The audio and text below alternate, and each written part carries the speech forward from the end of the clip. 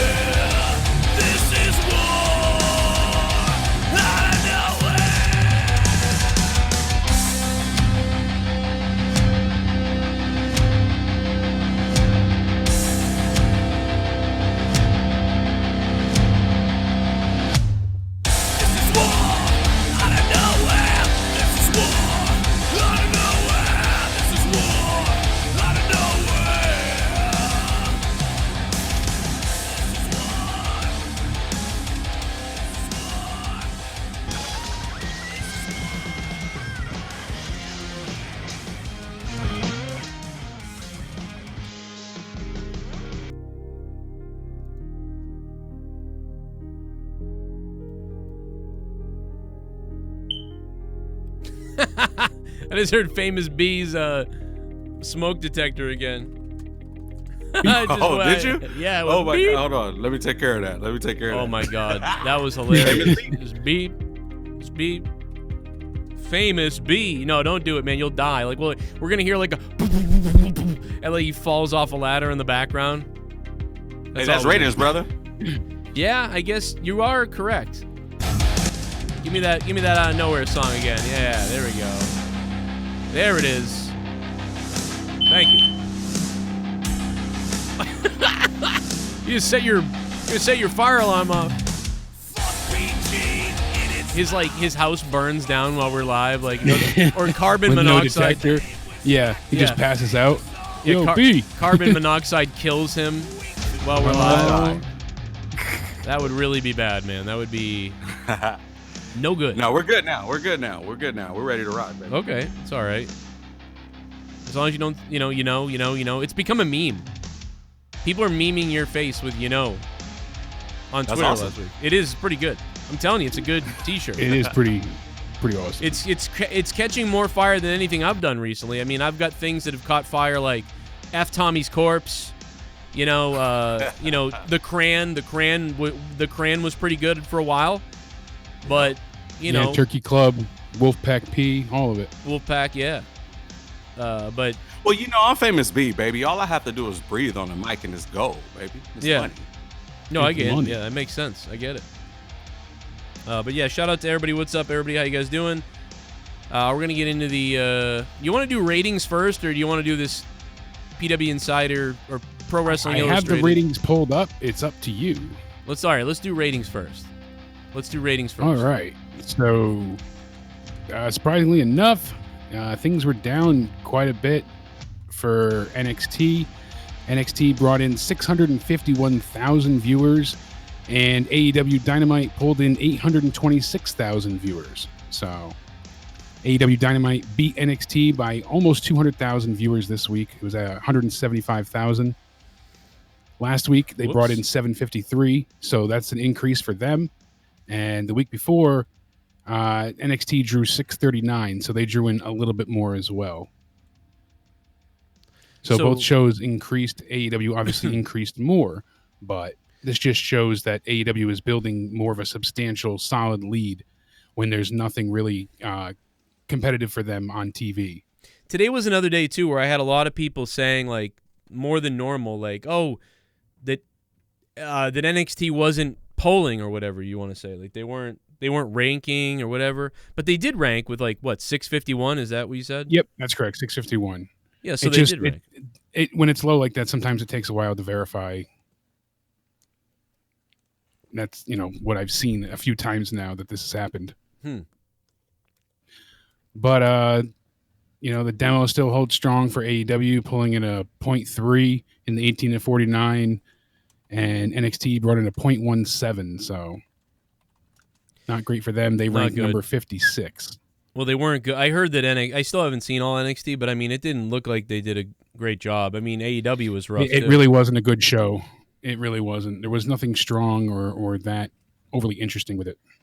Famous B, in your opinion, would you say? I don't know if you know this, but Cody Rhodes dyed his hair blonde again. Do you like his blonde look, or do you like his black hair look? I actually like the black hair look, to be honest with you. Wow. Like, I know your sentiment. I did hear you the other night. Guys out there, checked out the AEW stream, the review. But personally, I don't know. I like the black look better. I don't know. It's weird. Like, I can't. Okay. Whenever somebody dyes their hair that color, I can't help but think of Slim Shady. Yep, it's Eminem. I'm sorry. I just can't, like, you know what I mean? Like, it's like you don't have your own identity when you dye your hair that way, because Slim Shady is like the face of that hairstyle, so I can't help but think of anything else. So that's why I like the black better. Yeah, I thought it was an interesting new change, and it was this new dynamic he was going to go with. And I figured, someday he'll go back to the blonde, whatever. But I'm shocked that he went back to it already. And people are really talking about it. It's weird. You think we're all like homos or something. Skyrider, what up, dude? Thank you to everybody who became a member down below there. And yeah, Nightbot's been a prick.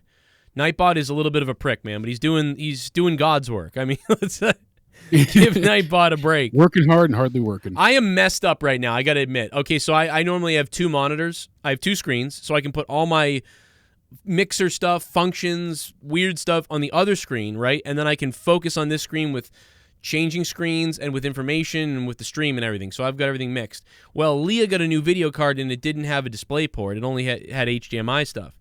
And, anyway, she really wanted the thing. So I was like, you know what, I'm going to unplug my display port. I'll give it to you. And we'll order another one, and I'll use it when it gets here probably tomorrow.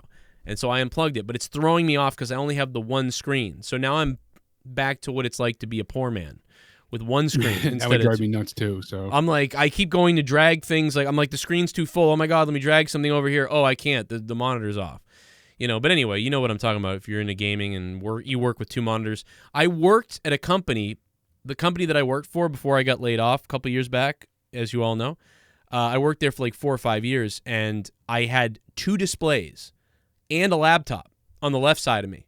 So when I started working with two displays at work, it started becoming frustrating when I came home to only work with one monitor. And I was like, that's it. All the other gamer people and stuff have two. I'm going to get two.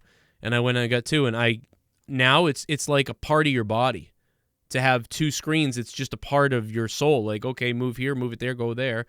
And so to unplug one tonight has been like first world problems. Like, I don't know. Like, it's just like, what the hell's going on? But yeah, man, NXT, again, they can't do it. They're falling behind. injuries to the main title, despite keeping it on Finn Balor, the sales, the wind in the sails is failing. Hopefully Finn is able to come back. I think they're going to sort of promote this for a few weeks and do that sort of type of thing, and eventually they will they'll get to the point where that's one of my stories for later, actually, but we'll bring it up now. WWE may be forced to strip Finn Balor of the NXT title. This is coming from Wrestling Observer. Brian Alvarez says it's touch and go. This is actually a shoot. If he seems to be recovering rapidly, he'll remain champion. If not, they'll be forced to strip him of the title. Wow. So that's really discouraging, because we saw, the photo that he put up the other day, and he is extremely swollen. Looks very painful still. So, yeah, I mean, dude, I'm not really sure. I don't know. I don't think he's going to make it. Oral sucks. I don't know how you can do that impact on the mat that he's going to have to do to wrestle. I mean, the guy... It rattles your face and head. Yeah, no, you have to wait till that's healed. It clearly seems to me, man, that you need, I don't know, I'm not a doctor, but I would think you're taking 6 to 8 weeks off with something like this. I can't imagine he'd be coming back within 4 or 5 weeks. 3 or 4 or 5. It has to be 6 weeks. That's all there is to it. Right. But I imagine they can hold him with the title until then. You have enough else that can be done. You don't need to, vacate the title once again. Hold off. Yo, shout out to the Guardian of Chaos is in the chat. What's up, Guardian of Chaos? Good to hear from you, man. Guardian of Chaos. We got to real quick. Let me just acknowledge the donation because they are coming in a little bit. All the donations are on. If you guys want to support the show, bring them on. All the donation amounts are listed down below in the description. Expand the description box and go down below and you'll find them all there. Whatever you want to do, if you want to have fun, you want to say something about wrestling. In the donation, if you do donate tonight, feel free to let us know, guys. What are you watching? NXT or AEW and why, or ask whatever you want. Say whatever you want. But tonight, one of the big topics is, whether or not AEW will reach 1 million consistent viewers by the summer of 2021. Do you think that can happen? That's something you guys can donate tonight if you want a topic for it. Super chat down below or Streamlabs in the description. Wherever you guys want to do it. I don't know. Have fun with it, and it helps us out. And we'll also talk about the Patreon, but we'll do that later. Lots of stuff up on the Patreon, me and Jake, and then more. And shout out to we had 3 new patrons today alone, so thank you for those people. And we'll shout out everybody else and producers a little bit later. And hang tight to Bodark. He wants to do something, and we're going to do something later, I think. So it's going to be it's been a crazy day for me anyway. Just I don't know. If you know, you know. If you don't, I don't know, bro. Fucking bizarre stuff. But it's a weird day. It was a weird day remotely for my kids, and the remote learning and stuff like that has been insane for all the single mothers out there, or single fathers. If you're dealing with more than one kid in remote learning, wow. Fucking you are doing... we're spoiled at my house because at least dad's home. For people with one mother or one parent at home, for double kids or 3 kids remote learning, this is insane stuff. And so appreciate the wrestling. Despite we're critiquing wrestling, I'm happy that we have wrestling to entertain us, and these people are going out there during a pandemic and doing this wrestling and putting, entertaining us. So that does not get lost on me. We're pretty harsh on people, but in the end, these guys are going out, putting their bodies on the line. And a lot of them are making less than $100,000 a year. A lot of almost most wrestlers are, if not more, less than $50,000. And they're putting their bodies on the line and they're entertaining us, and it's hoping to make it to that next level or whatever it is. Yeah, it's dude, people are trying to sneak shows in front of 40 people, shows that normally would have 300 people or 500 people or 200 people. They're doing 40 people and 30 people just to entertain us and just to be out there wrestling. And I don't think that they're making a lot of money, man. So if you are going to an indie event and you have a good job and whatever, and you're like, you know what, I haven't done anything in a while, I'm going to go to an indie wrestling show, and you have a good job and things are going well, all I can say is that, remember, there should be another 100 people there that aren't there. And people are a little bit sheepish about going up to people now, too. So drop a couple bucks. Yeah, drop them, buy merch, get a picture, buy merch. Overpay them, whatever you want to do, man, if you want. I mean, it's up to you guys, but if you have money and, if they're real desperate, they might go in the back with you, and they might blow you. Favor, so. And you know what? It might pay off. If you're a female, do it to a guy, and 6 months later, you can Me Too the motherfucker, and you might make some money. Yeah, you can sell your rights to your story to TMZ and really roll in the dough. Flip, stick, rip, boom, and or whatever the hell that girl said. I don't know. Whoa, is Joey Ryan back? And nobody notified me. Oh, we got to talk about him, man. We're going to talk about Joey Ryan. That is, wow. Joey Ryan situation. Hell yeah! There we go. Have a good show. We love AUB10XT. Famous B has the best sounding quality mic I've heard on the show. Wow. It's as if he's in the room with us here. Shout out to Psycho, the new listener in the chat. Hey, thanks. And thanks to Psycho if he's in the chat. We love psychos. Do we ever? No, so wait a minute. So Famous B, what? Let me ask you this, since DanH&Cora, thank you, DanH&Cora. Since DanH&Cora brought up, man, what microphone are you using? BM800. The DM800. BM. Oh, the BM800. Okay, like, so I want to say like Anheuser or something like that. Sennheiser. Yeah, there you go. Yeah, you're not drinking beer. So the reason why Budweiser mic. Is this a condenser mic? You know what? Well, I have a pop filter and all that, so okay. So let me have something to do with it. Let me explain this to people. The reason why I'm bringing this up is this the mic, Famous B? I think it is a condenser. I think it is a condenser as well. Sounds like yes. That. Okay, so let me explain this to people. That's it right there. I got to tell you, I'm going to expose Famous B a little bit because he's a famous. Expose me, baby. He's Famous B. He's a star, and he's using a $39 microphone.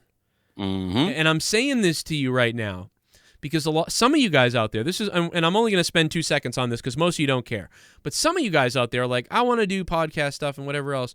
Well, and then you go out and you buy the goddamn Snowball thing for $110 or the Razor thing or whatever. They're awful.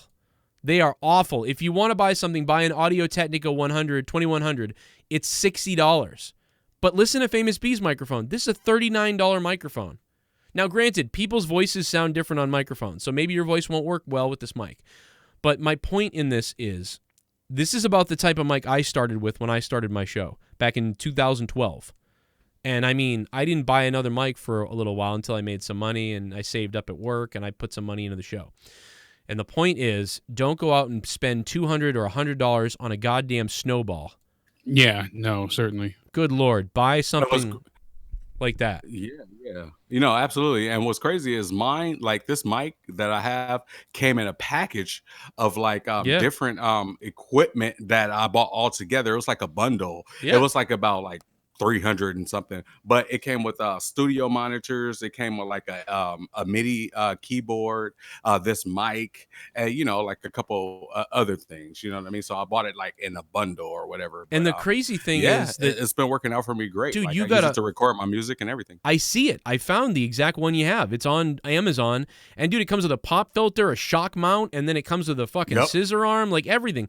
And so anyway, the mic stand, all that. So now I'm going to plug it because guess what? I have an Amazon link and I make $2 every time you guys buy one of those. So anybody out there that wants one, listen to this.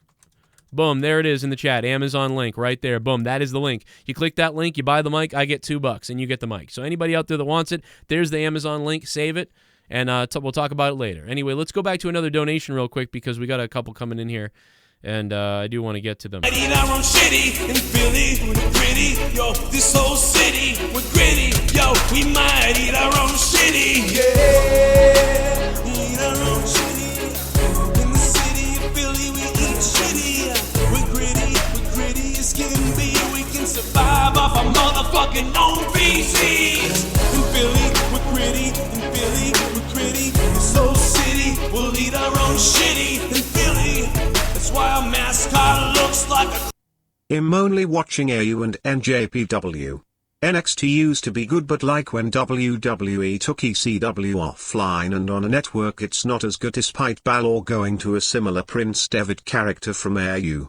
Need to catch up on Xchuk though after the G1. Yeah, you know what? Everyone's hit me up about the G1. I really am gonna. I say this every time. I might try really hard this time to watch to get into the G1 the next time. So we'll see what happens. NXT UK I have not been watching. That's probably Spaz Phoenix knows about that. Maybe maybe so. Fade to Black, thanks for the Ocho, man. Appreciate that.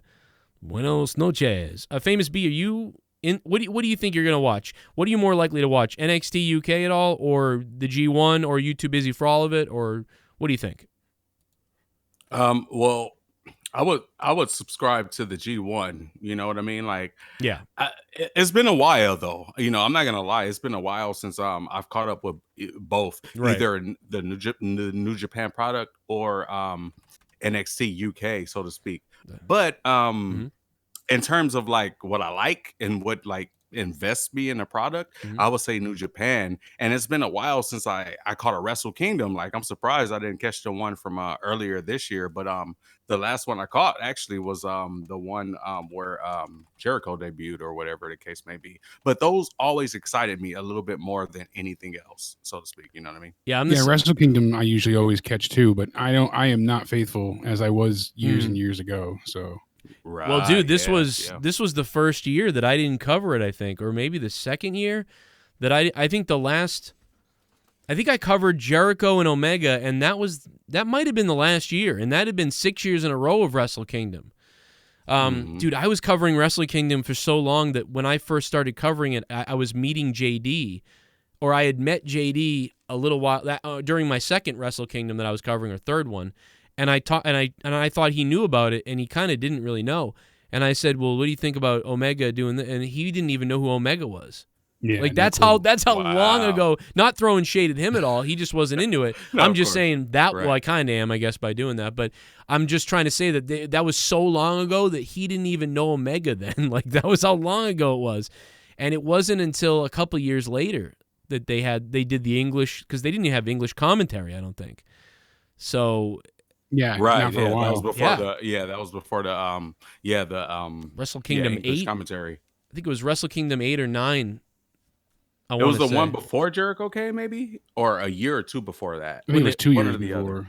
Yeah, one or the other. It might have been. I definitely covered about 5 of them, or 6 of them I watched, and 5 of them I covered. I remember one I was up so late and I passed out right before it started.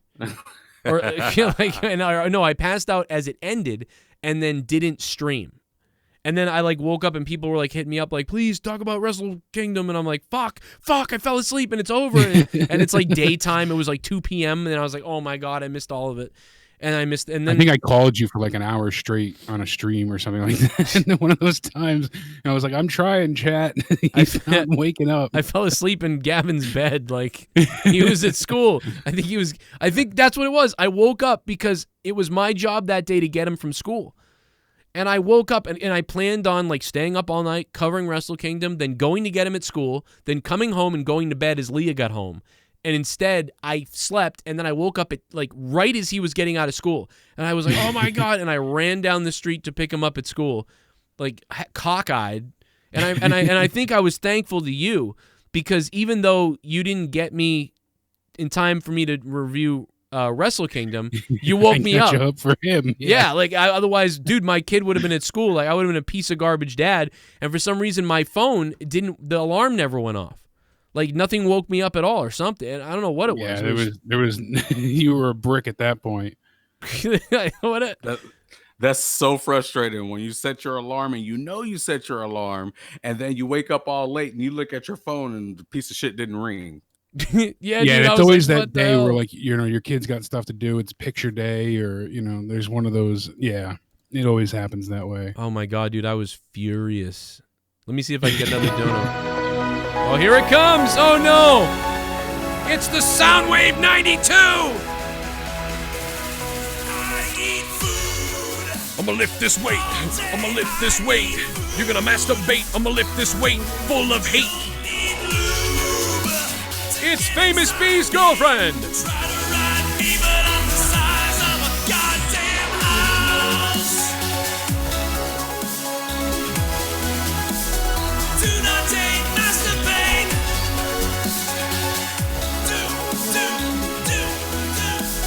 Do not take masturbate. Do not take masturbate. Do not take masturbate. Do not take masturbate. What's my name? Duncachino. It's a whole new game. Duncachino. You want creamy goodness in your friend. Say hello to my chocolate blend. But for real, Mo Costanza and I had the same question for tonight. What is killing wrestling the What is killing wrestling the most? That's a great question. Dude, that kills that me. Bitch will never be. Duncachino. That bitch will never be my girlfriend, but she do look like my cousin though. I ain't gonna lie. Oh. Well, here you go. Duncachino? Don't mind if I do. What's my name? Duncachino. It's a whole new game. Duncachino. You want creamy goodness? I'm your friend. Say hello to my chocolate blend. Whenever I... Dude, that movie's a piece of garbage, but that's the greatest thing ever to come out of that. Shout out to Red Letter Media. Movie. I ripped them off. Awful movie. Oh my god, dude, But great. So funny. Yo, Soundwave, thank you for that. That was hilarious. I can't even think about your question because I'm just laughing too hard at that bullshit.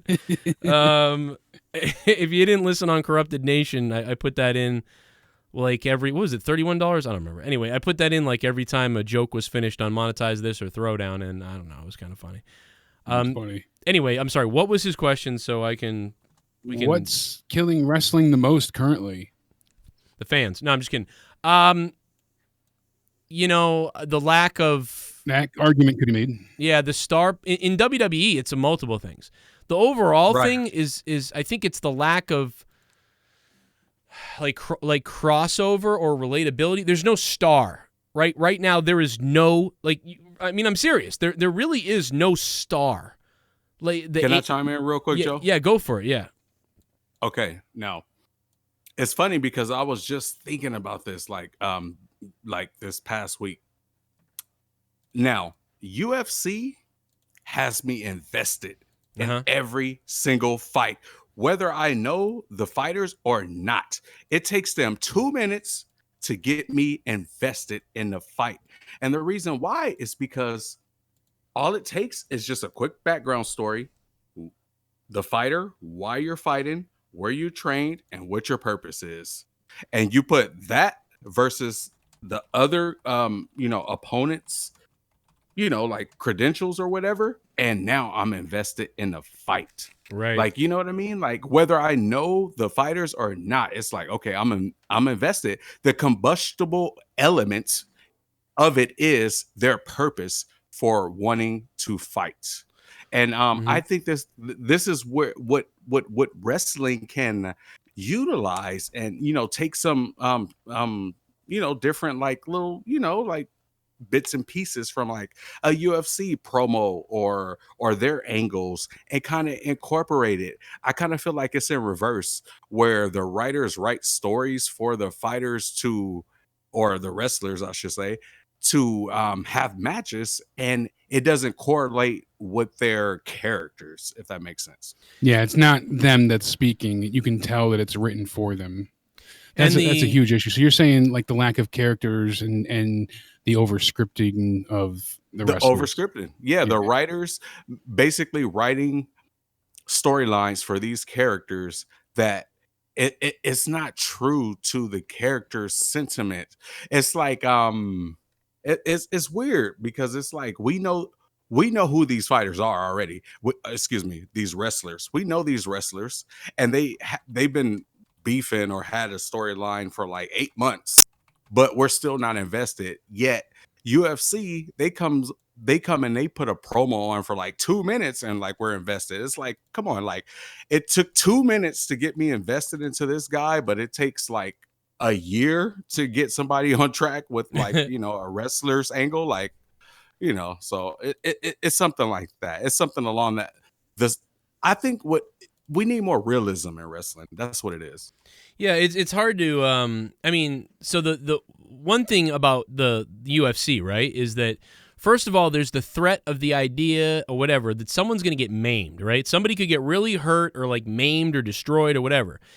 And in wrestling now, they've gone a more acrobatic way about things, and without the like sort of back and forth ballet match, and there can't be one without a crowd. But people are saying there's no crowd. Well, that doesn't matter. The ratings and the products were dying before COVID. We all remember this. So it's like there's no threat of anything like that. they're way softer than they ever were, especially in WWE. And again, like there's a lot of comedy, so they're doing all this over the top, weird, cheesy comedy, and nobody takes it seriously anymore.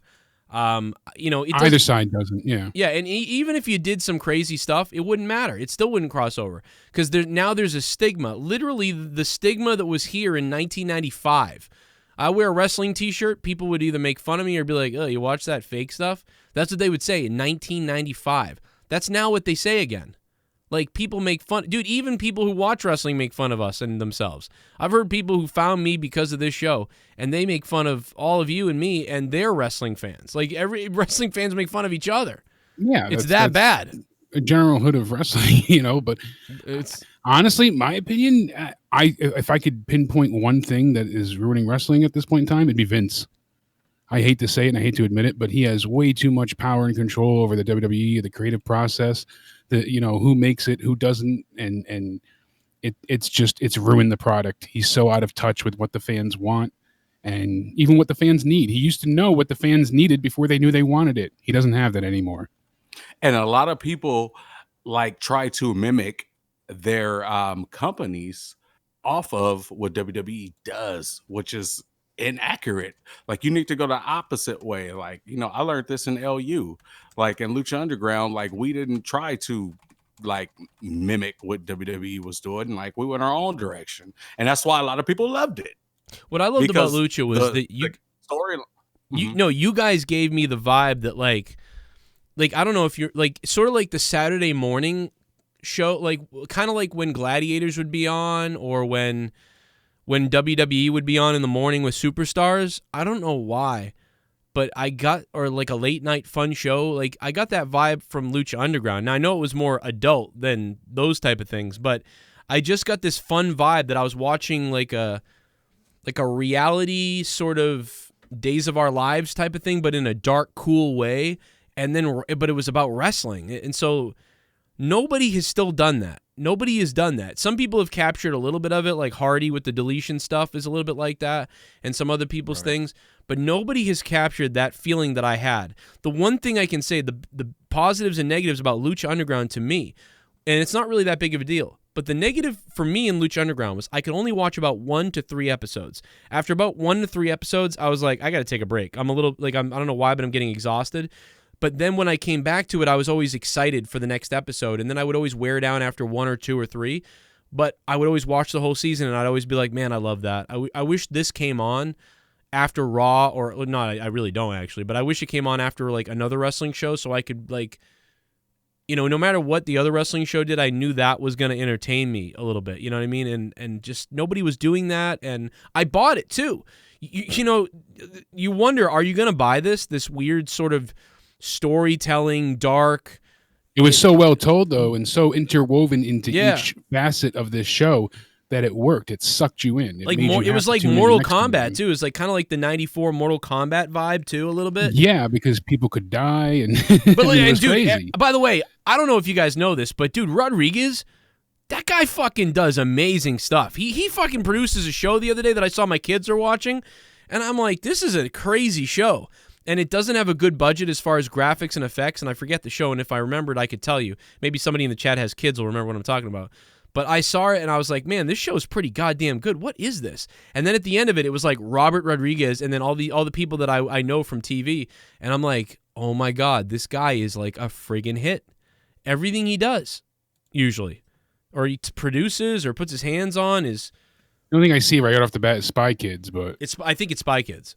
Yeah, because he made a couple of those movies, but Shark Boy and Lava Girl. I think it's Shark Boy and Lava Girl. I was watching it and I was like, this looks horrible, and then I kept watching it, and then I went, wow, this is actually pretty freaking good, and the kids were into it, and I was like, this is a weird, low budget, and somehow it's working, and my daughter used to love that one. So. Wow. I mean, a lot of it is the producers too, because one of the producers I worked with in LU, well, the only producer I worked with, in terms of the vignettes, at least, a guy named Skip, and his mind, his vision for things was incredible. It was when we revamped my character and we went to the 423 Get Fame gimmick, there was like a sentiment of how they wanted it to be, which was explained to me or whatnot. But then when I got on the set with Skip and we started to shoot those commercials for the first time, it was like one of those things where he would explain to me the vision and where they wanted it to go. And I was able to manifest that onto camera versus what I idealized in my head that I should do. So it's like, the first take would be like, like me going off of what I thought, I was doing in terms of what they wanted. And then it was kind of like during the cuts, it was like, okay, well, try to imagine yourself like this and blah, blah, blah, blah, blah, blah. And I was like, oh, okay, I get it. And then they gave you direction and motivated you rather than tell you, hey, this is, they saw you work. And then they said, all right, let me go ahead, take this and make it into something better. Try this. That's the kind of leadership and direction you want from someone that actually cares about the product. As where Vince, you've seen him tear people down continually. It's brutal. What did you think of that match? Oh shit. Oh, that's great. And it's and for one person to hold the power to so much, I feel like he's the one ruining the most. But yeah, those vignettes and things like that, like you said, people went in kind of not knowing what the style was going to be, and then seeing it more like a movie or than a normal week-to-week wrestling show really was intriguing, and it was something so new and interesting that it became a hit. And that's what they do. That's what this guy does. He does TV work, movies, you know what I mean? TV shows, this and that. So it wasn't from a wrestling mind standpoint of how to portray a character in front of the camera. Yeah. I was the wrestling mind. I was the wrestler incorporated on a TV set, so to speak, or in that realm of reality that when it comes to television, and we was able to merge the two versus having these wrestling minds with a already preconceived notion of how they want their wrestlers to be. Yeah, I think that, it's a different thing when you're working with people with their vision and your vision, you're getting input. And I think some wrestlers in WWE get that, right? Like a few wrestlers maybe kind of get that ability to be creative with the creative.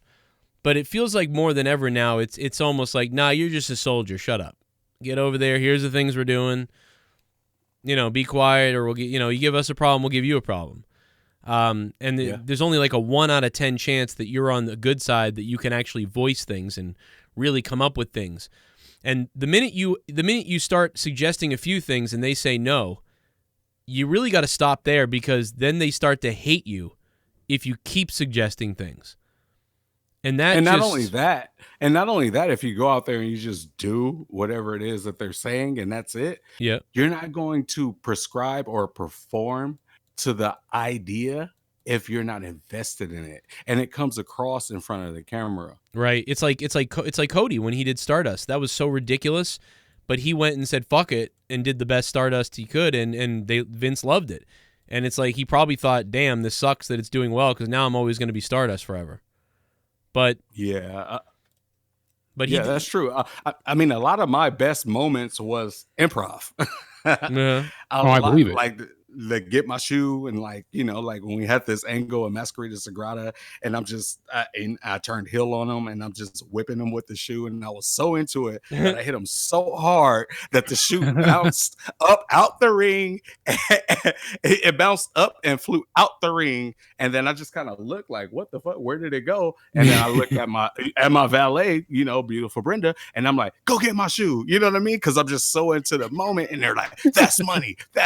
They called me into the production right after that, and they were like, dude, that is money, and I'm like, I walked in there, I'm fuming, like I'm still hot, like off that angle, like right after we filmed it, and then I'm like, my heart's beating, I'm just like looking at everybody like, what, like I just wanted to beat everybody up, and they're just looking at me like, yo, that was money, like this is great, like but it's that type of encouragement that made the show fantastic, because it's like they don't try to hold you back. from your sentiment of what you're out there doing and what you're out there, making happen. And, that's one of the key major points is they don't try to tame you. They didn't try to tame us. And dude, one of the things Famous B is like that shoe thing. I believe that was what I sent on Twitter was a emoji a GIF of the Mike Milbury Boston Bruins. He went into the stands and beat the New York fan with his loafer.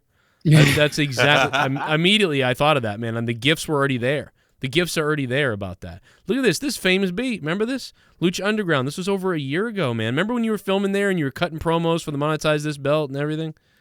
Yeah. Man, that was weird when you guys changed that location. In the temple. Yeah, it didn't quite feel right to me. Did you feel? Were you kind of like, all right, let's see what happens? But to me, it never quite. That didn't feel right without the temple. Well, the building, the temple, that's an iconic location, right?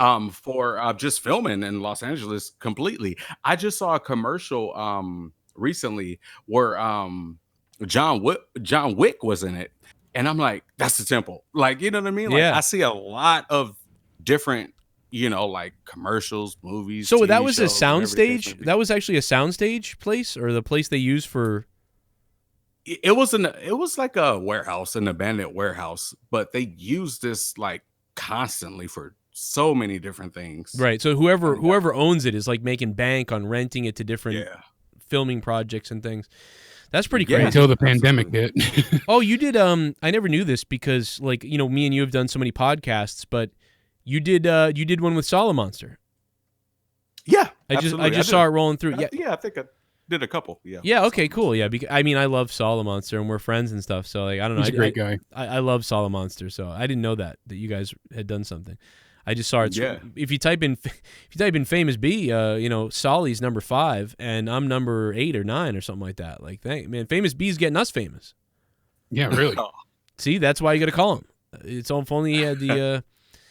You should have drowned Cueto though. You really should have drowned Cueto in that. I would never drown him. He's awesome. Man. No, I love him. I'm just that kidding. guy right there is awesome. Like how I don't know, like how he is in real life, kind of like portrayed into the the character.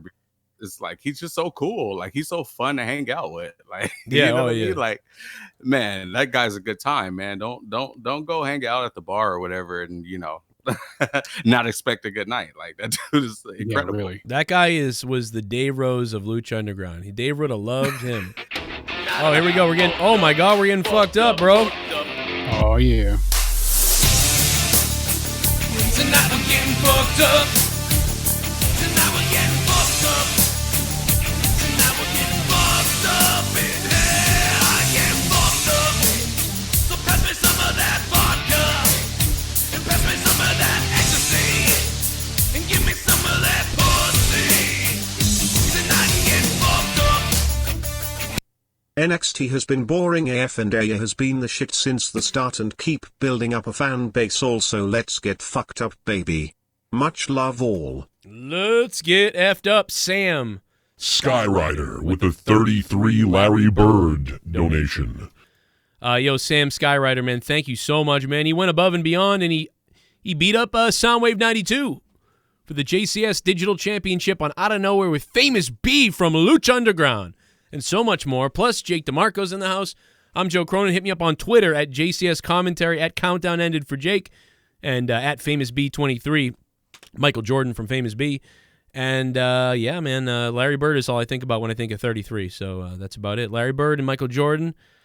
Got to be my two favorite basketball players to watch when I was a kid. But I was a kid, so, I know you're going to be like, oh, wow, those guys are your favorite? You're fucking original. But, they were my favorite. So, I don't know. I don't know why I brought that up, but...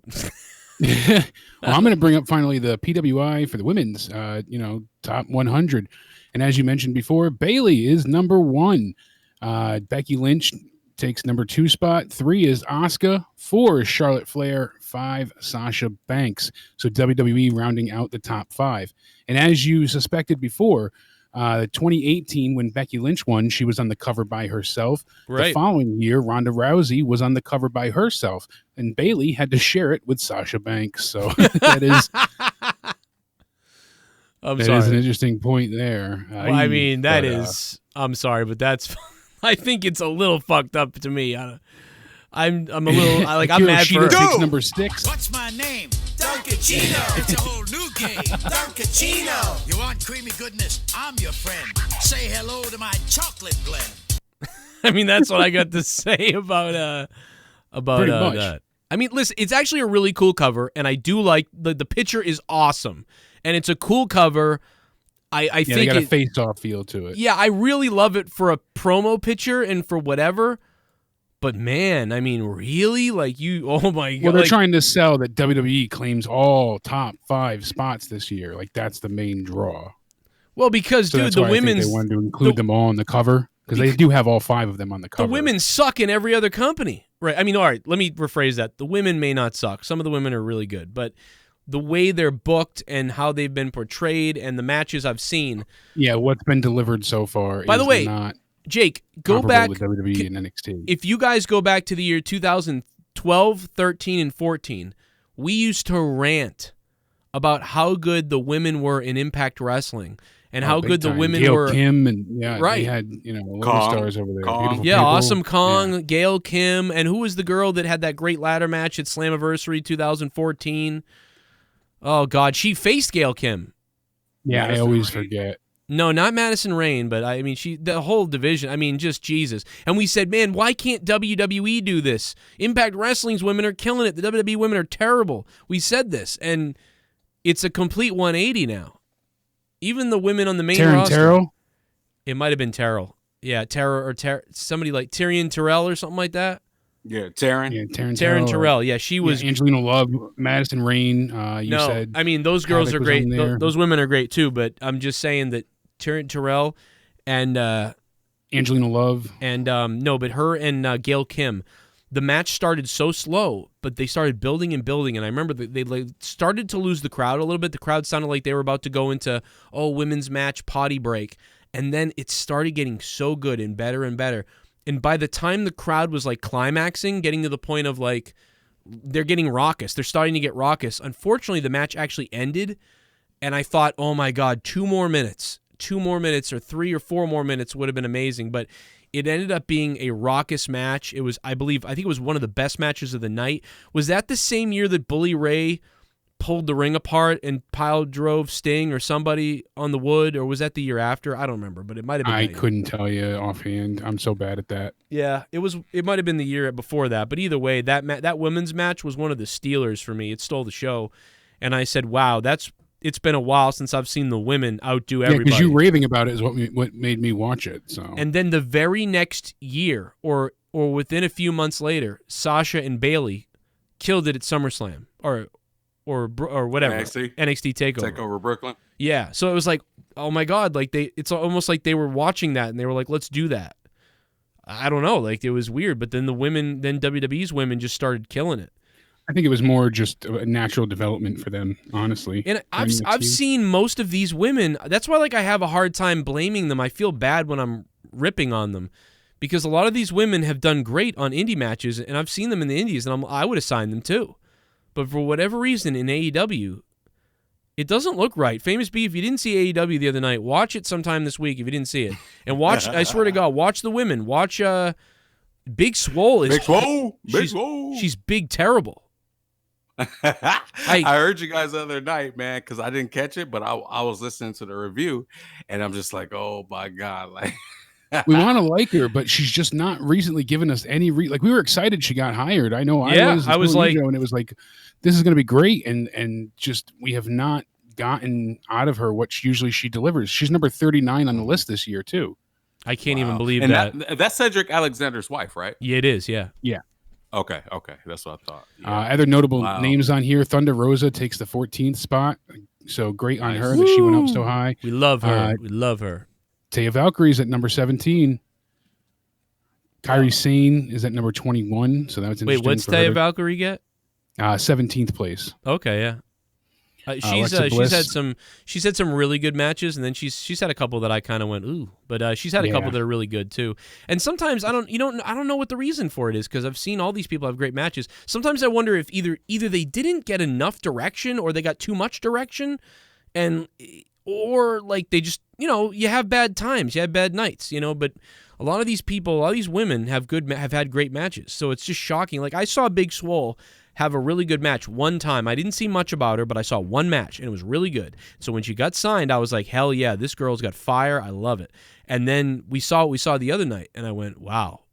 I mean, what the hell was that? That was dreadful, unfortunately. Well, one thing I could tell you guys, because I speak to Taya a lot personally, we're really good Right, friends. you guys are friends, yeah. Absolutely. So one thing I could tell you guys about these matches when it comes to putting them together, a lot of times what happens is the working together process is a lot harder for the females for one reason or another. Right. In terms of who's taking the lead on the match, what's going to happen, with the match. I kind of get the sentiment from the perspective that I've heard of it's harder for them to work together. More like there's like a lot of cattiness. Are you talking about like the cattiness or the resentment? Like, the cattiness, the ego, the kind of like either one person has to take the lead a lot or majorly and lead the other, competitor that they're working with. Do you think it just goes up into shit? Like, so there's two things. So the women have trouble. The women have trouble like with the dominant slave. That's a weird word to say, but you know what I mean. Like yes, it is. Master and slave, like in the computer. You know what I mean. Like somebody's got to take the charge. Like because if you pull the pin out and you put the master in the slave spot and the slave in the master spot, you really get a problem with your computer and your hard drive.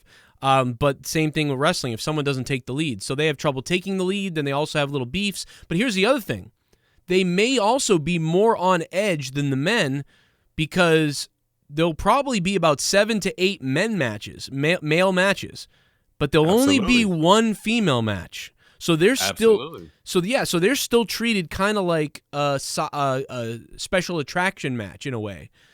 So maybe that sort of creates this is like it's so important that we're on Slammiversary because we're the only female match. It is so crazy because I said this exact same thing. I was working on a show one night, and I was like, I was in the back and I was talking to one of the female wrestlers, and I mentioned like, oh man, you guys got like a specialty match. How did you name it? It's actually, I don't know if you know this, but at least in New England, this is a thing. In New England, like if there was a women's match or a midget match or whatever, they would be called. It would be called special attraction. Exactly. That's what I said. Like, special attraction. And she kind of looked at me like, what? Special attraction? Like, what do you mean? Like, it's kind of like, because she was kind of like, her sentiment was like, we're just another match on the card kind of deal. And I'm like, no, you're a special attraction. And she didn't get what I was trying to say.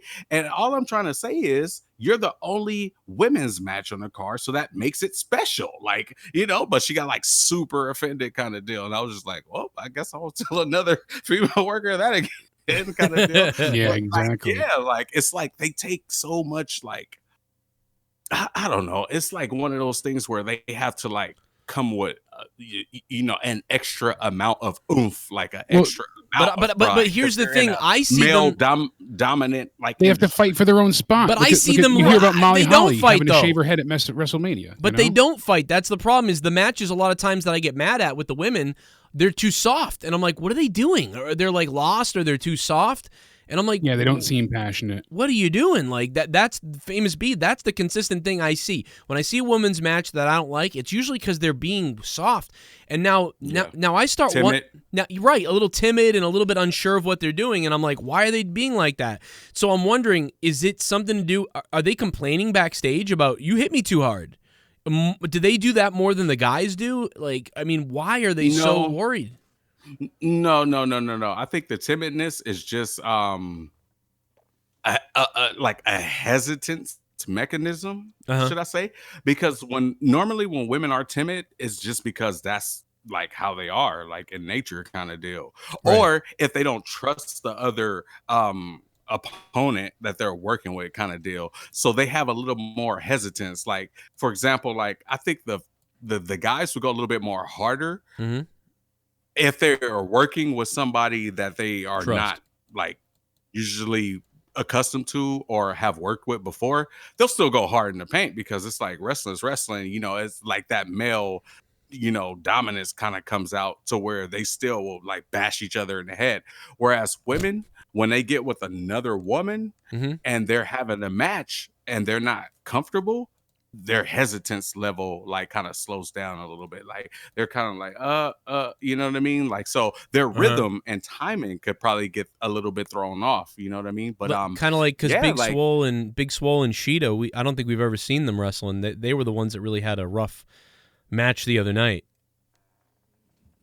Yeah, I mean, yeah, and Sheeta's number 6 on the to list. get along. She's number 6. I don't think that's accurate. Well, I don't think Sheeta earns that top spot. I'm sorry. I don't think she breaks the top 10 on my list. Oh, man. I mean, I would put Thunder Rosa there. Yeah. I got to pee. Tessa Blanchard, I'd move higher, too. Where did Britt she Baker, rank? I would move Tessa? up. Tessa came in at 7th place.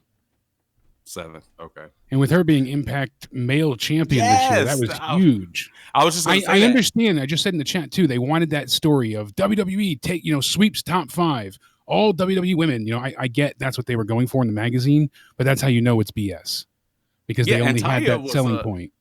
Taya was the longest reigning Impact Women's Champion. Yeah, and she's 17. And she's 17. Yeah, that's weird. That's wild. Nyla Rose is above her.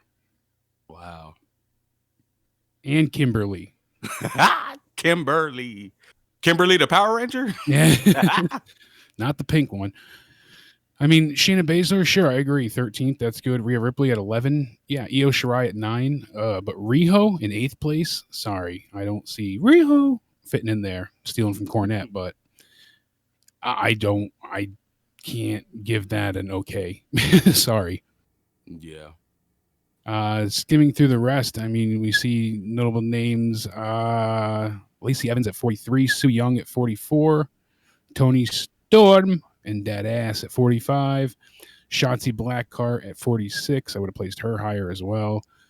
Who else do we have on here that I'm seeing? Sonya Deville at 56. Peyton Royce at 57. Billie Kay 59. That's surprising. How about Candice LeRae?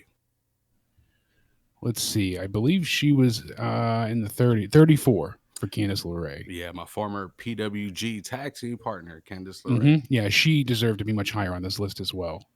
Right. Ivelisse is ahead of her, and that's a mistake in my eyes. Yeah.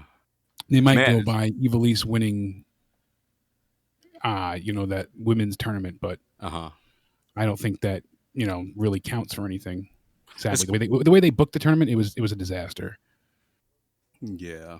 It was basically handed to those women.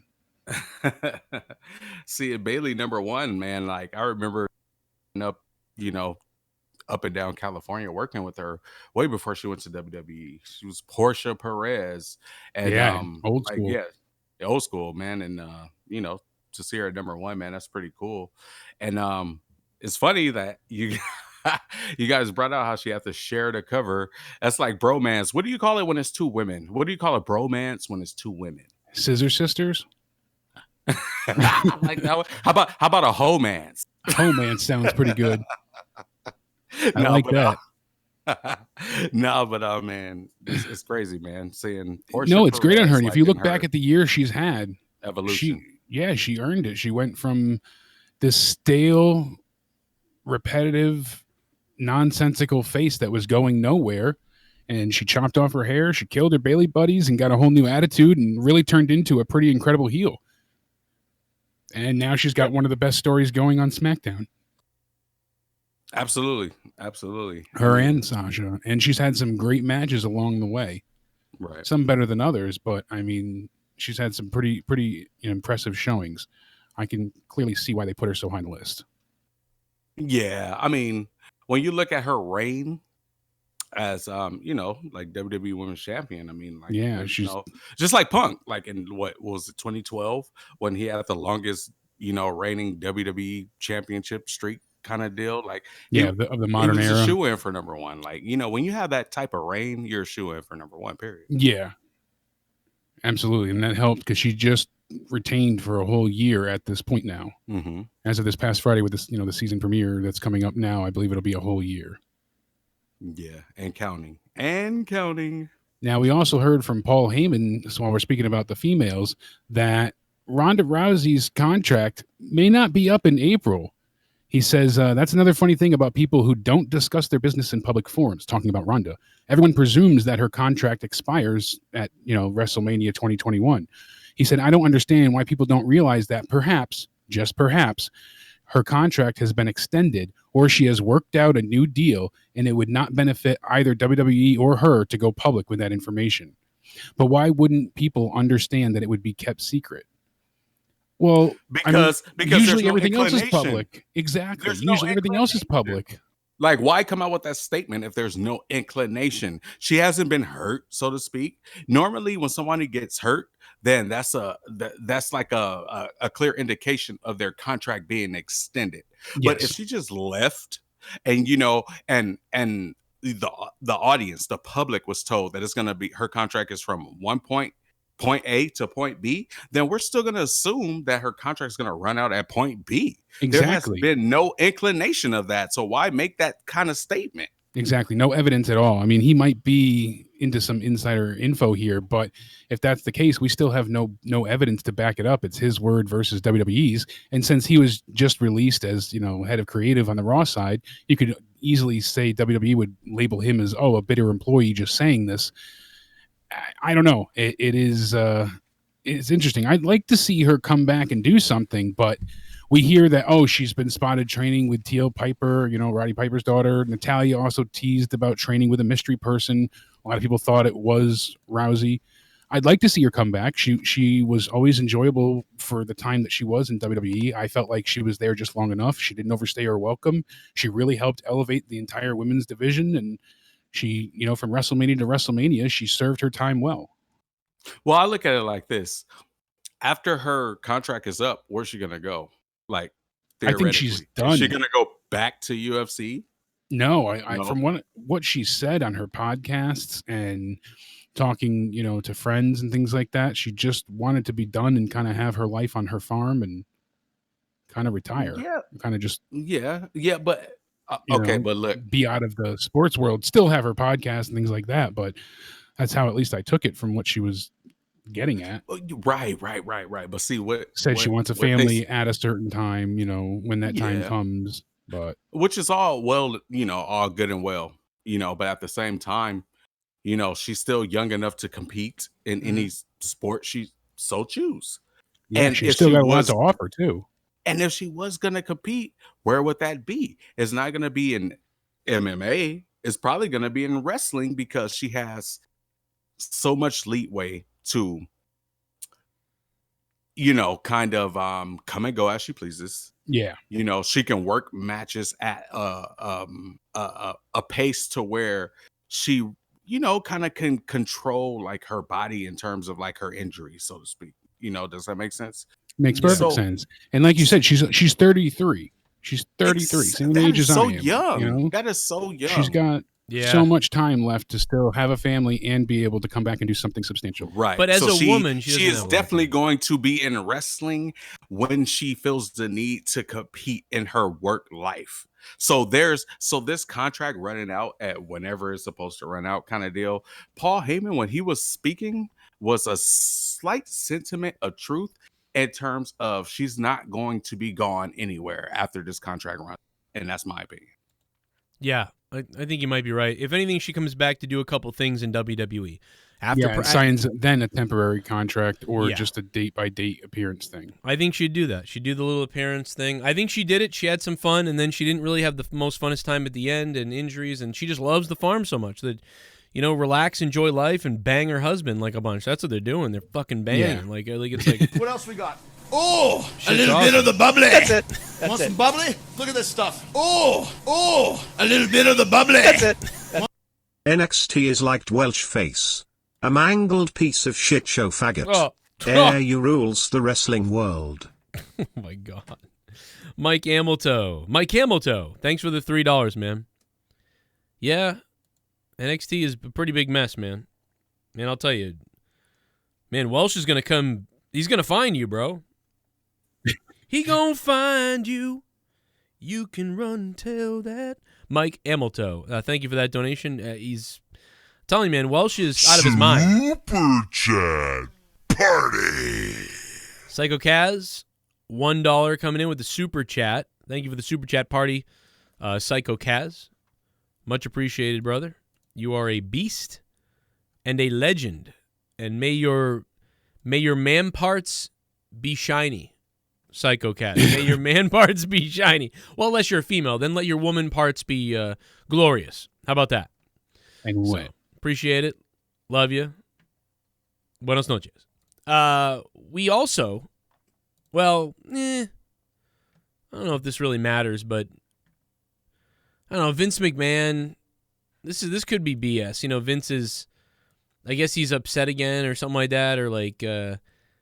He's trying to get involved in SmackDown again or something like that. I don't know. I saw that rumor. I don't know who the hell knows if that's real. I didn't see anything to corroborate any of that, so I just kind of left it alone. Sexy transvestite from sexual Transylvania. I'm making sexy transvestite from sexual Transylvania. Sexy transvestite from sexual Transylvania. If AEW wants to keep 1 million viewer ratings, Cody literally needs to cut out the leftist woke social justice bullshit. Cody beating Brody was beyond stupid, and that shit with Cody and his cliques needs to stop. The women's division needs to improve. Bimbo Baggins, 1969, coming in with the hard truth. And I'm not talking about Frank. What else we got? Oh, a little bit of the bubbly. That's it. Want some bubbly? Look at this stuff. Oh, a little bit of the bubbly. That's it. Hey Joe, I noticed Welsh hasn't been donating big amounts. Maybe he's stealing donation money from you like Nightbot, or is he feeding the 250-pound porker whore Amanda Hillbilly cocksucker? Good God, AJ Adams. Well, I mean, dude, listen, how much money can this guy have? He's been donating hundies every week. I mean, other people got to step up. This guy's crazy. And he dropped a couple hundred on Monetize This last Friday. So that's even amazing. I mean, I can't believe he still has anything. So the guy's amazing. I whooped Santa Claus's ass. I stunned Santa Claus's ass. I stunned his ass. I stunned Santa Claus's ass. Good Lord, Steve Austin has stunned Santa Claus! Yeah. Holy shit! Holy shit! To piggyback off of Famous B, hope you don't mind being invested in this Eddie Kingston / Mox feud. I used to watch these two in Philly and CZW like Eddie mentioned. Would tear the house down. Eddie gave reasons why they are feeding and how. Gonna be fire, says Fade to Black. Yeah, I mean, Eddie's got something behind everything he says. An ounce of realism that he plays into every promo. And that's why he works so well, and he sticks out because he does it. Because everybody else, a lot of other people, they've got these weird things or gimmicky things. There's a lot of talent in AEW that's allowed to express how they feel and their creativity. And I'm sure that there's just every wrestler and everybody everywhere probably wishes they were in AEW because, you know, it feels like an AEW that, you know, you do what Tony Khan is saying, but at the same time, you've got massive creativity. Yeah. So, I mean, Tony's a problem, too, because a lot of his ideas are things that he loved previously, you know, things that happened beforehand. You kind of see that when they have the, you know, WCW booking at times.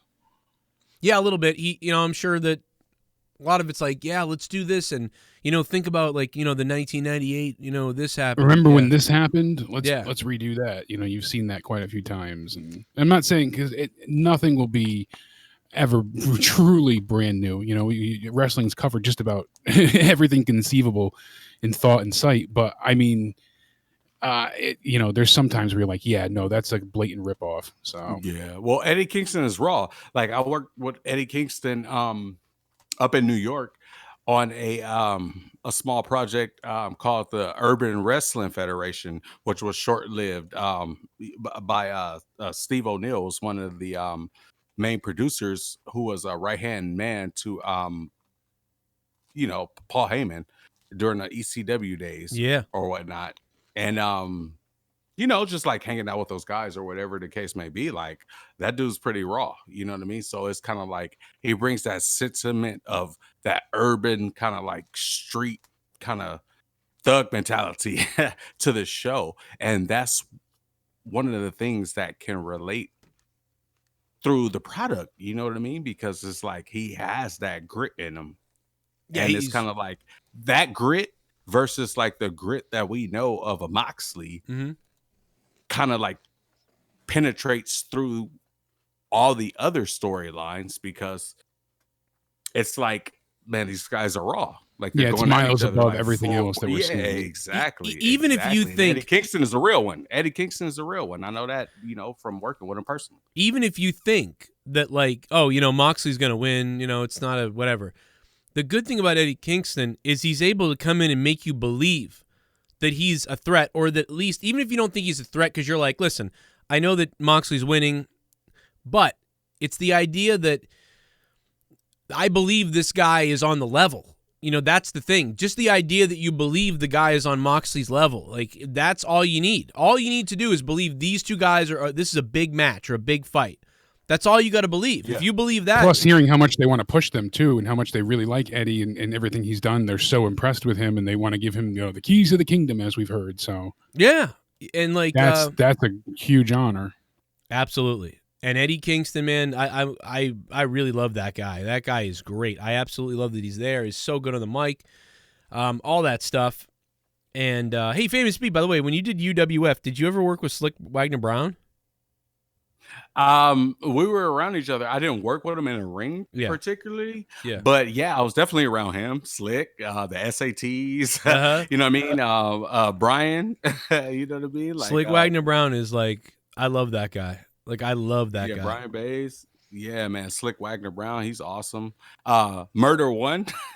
Yeah. Was Homicide ever there? Homicide must have been involved. Homicide? Yes, he was. Homicide was there. Bandito, dude. He's now a referee. I'm laughing because if it's in New York, Homicide gets there eventually. Like, he'll be there. Right. Homicide's exactly. there. He has his hands in every.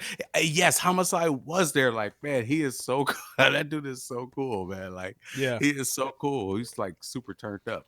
Like it was a lot of guys in New York, man, that I had a lot of fun working with, G's like Sabian,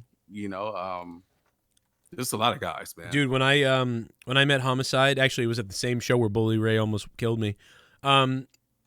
It was like, I was like, dude, I can't believe I get to call a Homicide match. I walked up to him and said, man, because he said hi. We were saying hi. He doesn't even know who I am. And I'm just like, you have no idea, man. I get to call. I'm super pumped tonight, and that's all I'll say, man. Dude, this guy got a fucking move called the Gringo Killer. I mean, dude, I was like, can I call this a Gringo Killer tonight, or whatever the hell he used to call it? He called it something like, he called it a lot of different things. Yeah. I think they made him get rid of that. D. That's D for you, man. That's D. And then, crazy shit. Like I heard a lot of stories because I work with, one of my good friends is Hernandez as well. Right. Did a lot.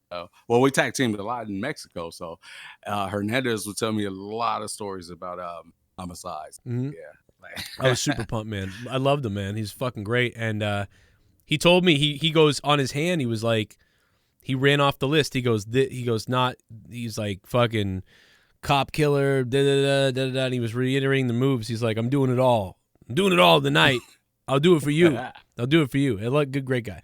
Did you see the recent video? I'm going to give him the Twin Towers. I'm going to give the other one the 9/11. And I'm going to give the last one the Osama bin Laden still alive. So make sure you call them all one after the other, Joe. I think the Gringo Killer is the cop killer. And don't fuck up. What's it called now? Because it sounds like over the years he had to change it. So Homicide. So first it was called the Cop Killer. Then he had to change that to Gringo Killer, and then people were like, "Oh my God, that's a little racist or whatever." So then he was like, "All right," and then he turned it into the Killer, and now it's the Cop Killer again. It's okay. It's called a keep my job killer. I'll call it whatever you want if you pay me money. But isn't that funny, man? He started out with the Cop Killer, then he changed it because that was a little too violent towards police or something. But now it's back to Cop Killer. Now that's okay again. Yeah, now the public that would have been offended by that are cheering for it. Yeah, it's fucking great. But back in the 90s, he's a baby face like Hogan now. He's a baby face like Hogan. Yeah, we're going back to the 90s, but for a different reason. It's kind of funny, man. I love the names. The crowd is on their feet for the Cop Killer. See, do you know like how awesome that is? That stuff is Cop Killer, Gringo Killer. It's like that stuff doesn't. But nowadays, like if you said something like that, you're poking fun. It's a parody. Yeah, you know? like Like imagine if you had a move called like Die Whitey. Die Whitey. Oh. Well, you could do that. You could do that. I don't know about the promoter. Yeah, liking you. That won't get away with, but you might not get away with it from the promoter, but you'd get away with it around. But what you couldn't do is if I called my super kick the dirty yellow bastard, I would get in trouble. Oh my god! You know, or you get a you get a guy who hints at being a Klansman. He hints at it. Oh god! And his finisher is the slave driver. Oh no! You know, my wife always called me a slave driver, and tonight I'm going to give you the slave driver, Malcolm. Let me tell you that. It's called the Get Out. It's called the Get Out. We're gonna eat this motherfucker when it's over. Oh, I don't know, man. There's a lot of crazy Super Chat Party. I'm gonna eat my mother out tonight. NXT's marketing is so bad. There's no hype. Yeah, I feel like I don't know, man. It's like they do a solid job in a way, but they don't go, it's not above and beyond. And NXT feels very, in one area, very one-dimensional, whereas AEW feels like anything could happen. There's a bigger area. It's outdoors. Fans are starting to come back. It's a whole company. It's a whole company. NXT feels like a small wing of WWE that's in a dark area with hockey boards up. That's the problem. Yeah. Exactly. And you can see it in our ratings. Like when Jake was talking about the ratings earlier, I couldn't help but think about the fact that their ratings would be so much better if they promoted NXT like it as a Raw. So Famous B has a BLM mic. Who knew? Just kidding, but serious question for Famous B. If any wrestling company hired you right now, which one would you work for and why? Wow, if any of the wrestling companies could hire you right now, what would be the company that you would want to go to, I guess? That is a great question. That's a fantastic question. I am not going to lie. I'd probably say WWE. And the reason why, I have friends like in every company, but my closest friends are in WWE. John Morrison. Morrison's a big friend, right? Obviously. Morrison, yep, absolutely. Kalisto, we had a lot of matches, back in the day. Yeah. Ricochet. Obviously just coming from LU, we worked a lot together in LU and like hung out a lot. Like, you should be Ricochet's manager, to be honest. That'd be sick. That would be actually pretty damn good. That would be MVP. MVP is one of like he's a huge friend of mine as well. MVP. You could be what MVP should have been this time around. Yeah. Well, MVP kind of came back and said, "Hey, like I'm gonna go that Famous B route." Hey. Yeah, he's kind of doing your deal, and also he's been like one of the guys that saved the goddamn show a lot of nights. To be honest, not saved it, but he's been famous. MVP. See, I even did it. MVP has been a guy. It's like, well, that show wasn't very good, but. Famous B, see, I did it again. MVP has been pretty good. So we're one and the same almost. I think it's so funny. He needs to bring you in. I got a new client and he's famous. Yeah, like I haven't hit him up, but like maybe I should. I don't know. I should probably hit him up about that. But well, yeah, dude, you should because at this point you got to be like, yo, bro, listen, it's dead right now out there. Are they looking for somebody who can talk and do the things? Like, I don't know, bro. I'm looking around and I don't think it's going to work out somewhere else right now. So if there's anything pops up, hit me up, man. I'm getting bored. Say something like that. Bet you get him. Yeah, really. Yeah. And then they'll put you with the Hurt Business. Well, because I think, yeah, exactly. Really, you should be with them. And the other thing about it is, I think Vince likes MVP. I think he likes him a lot right now. Supposedly he's been supportive and high on him in the back as well. By the way, MVP's story is fucking amazing too. So that guy is, you talk about battling. Oh, he's a class act. Absolutely. I love MVP, man. Met him one time and he was fucking great. Yeah, he's awesome, man. Like, and he has stories for days. Like, man, like he blew my mind one night, like in terms of like stories that things that happened to him, like some people, a lot of people know about his past and things of that nature. But when he like one day he went in depth with it, and I was just like, wow, like he was like real deep, like a real deep individual, a real deep cat. But at the same time, like he's a real one, and I will never forget this. I will never forget. Okay, so we're talking or whatever, and I was like, yo, bro, how was it in Japan? Like, you know what I mean? Like when you did your thing in Japan, how was it? Yeah. Kind of deal. And he told me this one sentiment that I would never forget. Like, because I haven't been to Japan yet. And he said, he was like, look, it's real niggas everywhere. And I was like, that always stuck out to me, because I'm thinking like, this niggas in Japan.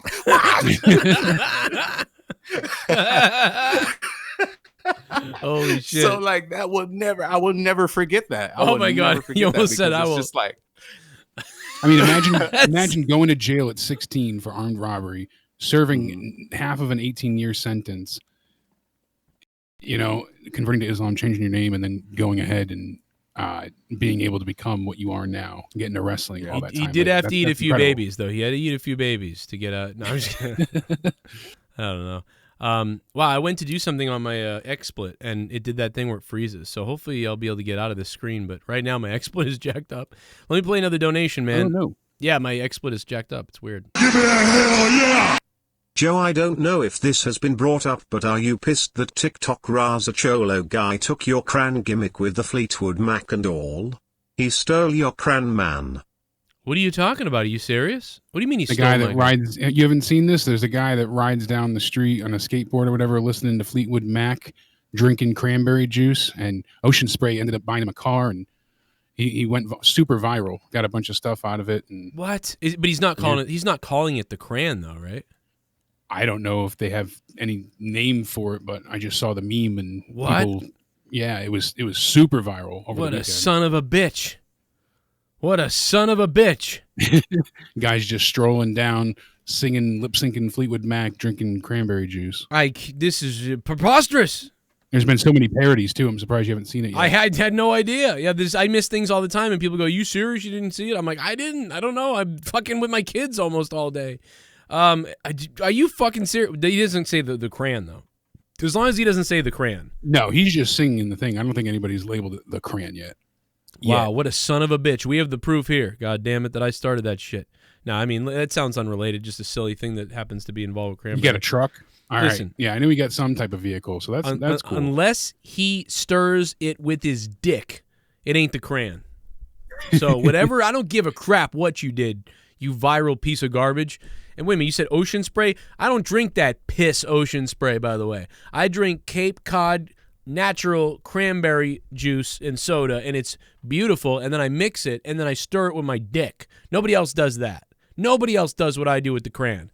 So screw this guy. I hope what was he, riding a bicycle, you said, or something like that? Skateboard. Skateboard. I hope he gets hit by a bus. I hope you get hit by a bus! I hope you get hit by a bus! Oh, shit! Oh, shit. Oh, my God, let's get gay! Let's get gay, let's get gay. I want that gay in my face. I want that gay. Let's get gay. It's a party with the gays. I love gays. I love gays. I want gays. I'm not straight. I want gay, gay, gay, gay. I want that gay up in my face. Let's get so gay. Let's get so gay. And I love gays in my face. A little bit of Cronin in my life, a little bit of Cronin by my side, a little bit of Cronin is all I need, a little bit of Cronin is what I see. 69. Yeah! A little bit of Monica in her mouth. Sorry. Yo, Black Let's Lab. get Sunny Kiss. Let's get Sunny Kiss. Oh, dude, I'm not even joking about that. That's homoerotic, bro. Sunny Kiss, I'm telling you, man, if Leah dies in a car fire tomorrow, and I'm hanging out in AEW, and Sunny Kiss is like, hey, I might do it. I don't know. It's pretty hot ass on Sunny Kiss there. You're telling me you'll go off the top rope? Yeah. He'll back it up on you. Yeah, dude, I don't know what I would. I mean, listen, if most guys started grinding up on me, I'd be like, ooh, like, what's going on? But Sonny Kiss, I don't know, man. Something about Sonny Kiss, I'd kind of be like, yeah, I mean, you know what? This is normal. Sonny Kiss and Drew. Yeah, well, yeah, I guess I'd accept it from Drew, too, but that's only because, you know, he gives me money to fuck him. Well, he's also exceptional with his tongue, but... Yeah, he already blew you. He already blew you. He's already done it. Yeah, I've already... Yummy. We're like... Joe, so you like the challenge. Been there, done that, does nothing. Well, we don't even have a safe word. That's the thing, me and Drew, so I, like, trust him. You talk about trust in the women's matches. Like, it's like that in bed with... I'm going to put the pop filter up since I just broke my microphone thing. But yeah, me and Drew, we have a lot of trust in the bedroom, and it's a big thing to have that trust that me and Drew have. Black Lab, thank you, dude. Black Lab 27 with the $69. The $69. And wow, we might actually be able to throw Famous B a couple bucks tonight. Thank God. Oh my God, we'll buy a T-shirt. I'm buying a Famous B T-shirt. Thank you, Black Lab. I can't switch channel screens right now because I fucked up my XSplit, and I don't want to reset yet, but I will reset in a few minutes, and we'll get your championship, because we'll lose about 100 viewers if I do that. So I'll wait a few minutes, then I'll do it, and we'll have to all refresh our pages and things like that. But, Jake, Black Lab, thank you, man. $69 bombs away. And we got some questions tonight, Joe. I know one of them, yes. Sandman Sizzle asked. He said, why is the hard camera? I'm sorry, my bad. Oh, no, we got one more coming in. Here we go. My bad. Yeah! Bucks for a fuck, someone donated 9. I'm getting hard, I got 9 inches inside of your wife. $9, I'm shooting my semen to the ceiling. I'm coming, and my balls have turned blue. $9, suck my dick. Go ahead and suck it. Go ahead and fuck it. Sup Joe and Jake. Haven't catched your show or any wrestling in a while, but I heard Lesnar ain't get drafted. Where is my suplex god to Jimmy his John down my throat? Ooh. He's not in WWE currently. His contract basically ran out essentially, and he took an early leave, and they don't have anything for him at this point, so they didn't feel like paying him, and it was amicable. Good to hear you back. Not employed. He could be back, but Aggressive Urinator JD. Great to have Aggressive Urinator back with the donation of $9, but he wasn't even on the draft list last year either, was he? So he's in Sable's con. Oh, I thought he was last year because he got drafted to SmackDown, and then he decided, I don't want to be on SmackDown. I'm just going to go back to Raw. Yeah. Fuck your draft. Fuck your draft.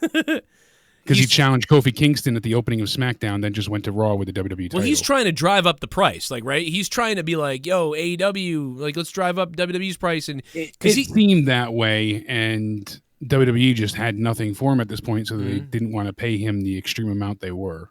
Wouldn't it be great if he just said yes to some other company just for the hell of it? It's not just his to show style. up in AEW for, a one-off thing. Yeah, like, I'll show up for 3 appearances in 1 year. Give me $1 million, and they say yes to that. Oh my God, dude, that would be crazy. I think it would be huge. It's not worth it. Here's the thing, though. Well, whenever Brock comes back around, as we know him, he's with Paul Heyman. So who would speak for him in AEW? I mean, Eddie Kingston or somebody like that could be, or Taz, or somebody. He might not even say much. He could just literally come in, wreck shop, and not have to say a word. Yeah, I mean, right, and walk the fuck out. Yeah, he's one of those that he literally can say nothing. He can smirk and smile and look at the camera for a second, and then just look down at a guy he just destroyed and just smirk and snicker and just walk away. That's all he needs to do. But he could grab a mic and say, "Where I go, I'm a champion." And yeah, something like that. You could tell the ultimate babyface story with him too. Not with him as him, but with somebody else, like, to build them up. Think about it. We all get behind Hangman Page and the Kenny Omega feud, and if Kenny ever gets the belt, Hangman Page comes in and is about to beat Kenny finally, the revenge angle, and then that's when Brock shows up and kills him. Right. Now Hangman Page is going to be built by eventually beating Brock, not the first time, but the second match, that kind of thing.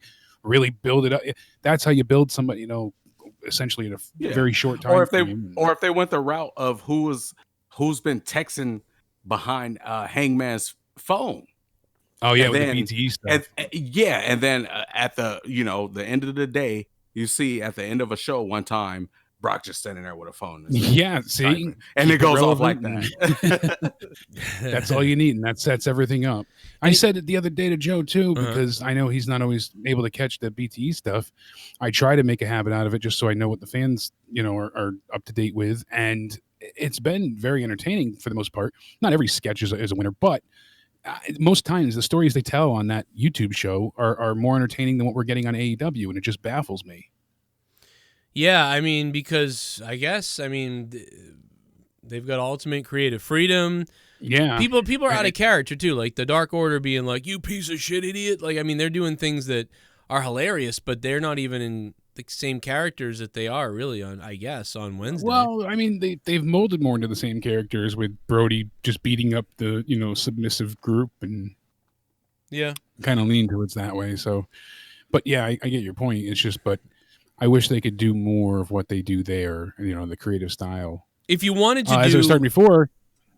No, but if you wanted to do like Brock Lesnar becomes like a face or whatever, if you wanted to do that, what you do is you just put him, bring him in as the bodyguard of a heel. So like, I don't know, somebody wins the belt and they're a heel, not Moxley. Someone beats Moxley eventually, and that person's a scumbag heel. Like maybe MJF or maybe somebody else. Maybe Wardlow doesn't work out, he fires him, or whatever. He brings it. Somebody bad brings in a bodyguard, and it's Lesnar. Like he's going to be my special bodyguard for this match or whatever. And then maybe the guy kind of treats him like shit, and does the Diesel Shawn Michaels thing, and you break him up quick.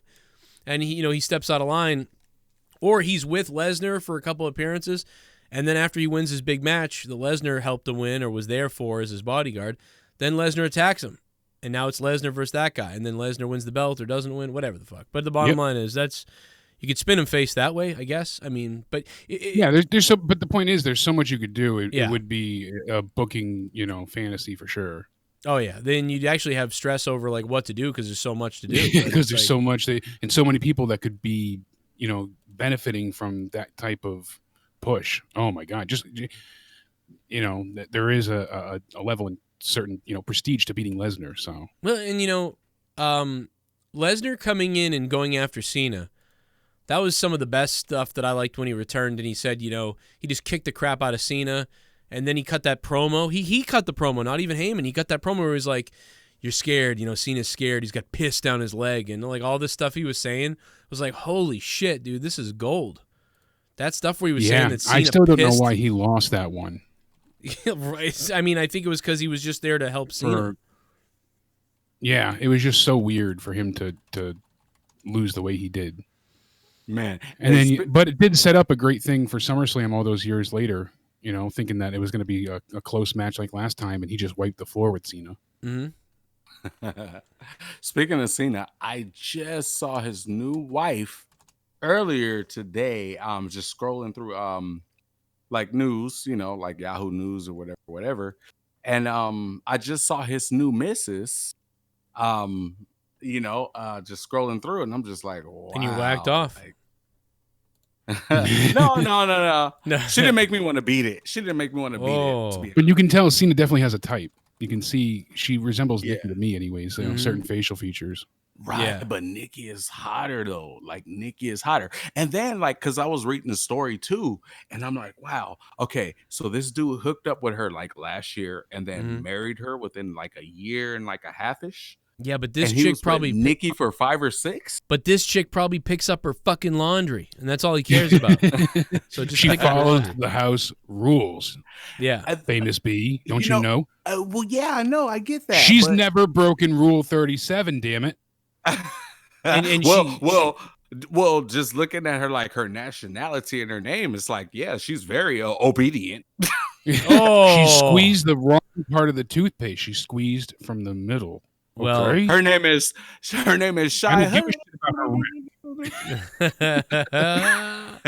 Well, the other thing about her too, she looks like Princess Jasmine in that photo right there. Yes.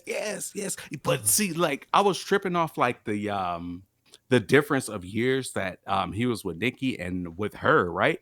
And I'm like thinking to myself, like it dawned on me because like I remember hearing like Joe, you say like a couple shows ago that NickY is probably fucking pulling her hair out. If this dude fucking, he already married This her, chick he pops has out a baby with baby, her, she's gonna have a she'll conniption. probably fucking. Yeah, it was the first thing I said to Joe. I said, Yeah, right. I think this is the other way around. I think Cena married this chick because what NickY did. Yeah, I mean, you think, wow, it's the other way around, and we're wow, yep. That's I mean, I absolutely. Really, well, but it could be this too. This bitch might have signed all the 37 prenup rules that he had, because remember, NickY wouldn't do that.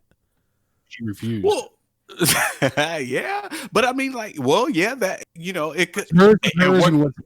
It works in both. It works in both ways. Like, she subscribes to all the shit and the sentiments that he like, and at the same time, he can get that get back. Right? Yeah. What NickY did. It's so crazy because it's like NickY already got what the dude she's with, had a baby, all this and that. So Cena was like, oh, okay, this chick is pretty cool from the movie set, boom, boom, boom. And then he's like, okay, this is what I'm gonna do. I'm about to, you know what I mean? Like, I'm about to do this for real quick. Like, it just all makes sense to me just because of like how long they were together for 1.5 years, and you already married her. Like, if you was with NickY for all this time and you had all these like requirements and you didn't want to do this, and that, then why did this chick just get to come in within 1.5 years and already be wifey? Yeah, NickY changed him to, adapt to this relationship, or this girl just succumbed to all his wishes. Yeah, but I mean, even then, because it's like NickY didn't seem like the type to where she was unwilling to do his bidding. He was with her for 5-6 years. So apparently she was willing to, compromise with the guy. How much? Yeah, but I think he got with this chick because NickY had a baby by somebody else. Oh yeah, I actually think the new girl's pretty hot, man. I think this chick is. I don't know, man. I think I like this new girl better. Maybe I don't know. That's me. I don't know. He calls his dick carpet. NickY got bigger tits. She does, but I mean, we can fix that. No, I don't know, bro. You're right. John can take. Real quick, it's a weekend trip. Just milk her and it will be fine. You just get to that milky super chat party. It's the Botch Club on Instagram. What's good, Joe and DeMarco? Let's get that fire over the top promo. Botch Club, not just botches, top quality entertainment. The Wrestle Daily. Cheers. Are you telling me what to do? You damn right, Botch Club. We're gonna have a big promo for you coming up in the next couple days.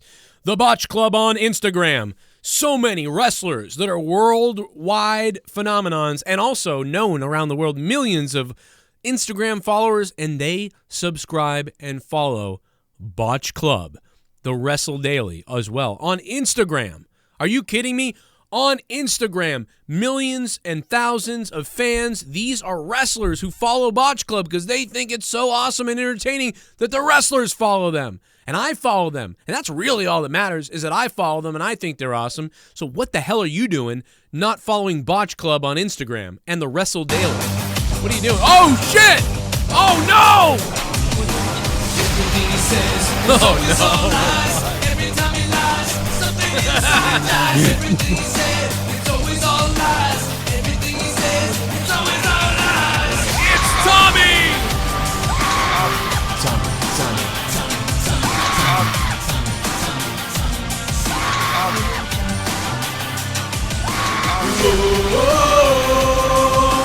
Tommy's so fake, Tommy's so fake. Tommy's so fake, Tommy's so fake. Tommy's so fake. Sounds like the old SmackDown theme. Tommy's so fake, Tommy's so fake. Tommy's so fake, Tommy's so fake. Tommy's so fake, so goddamn fake.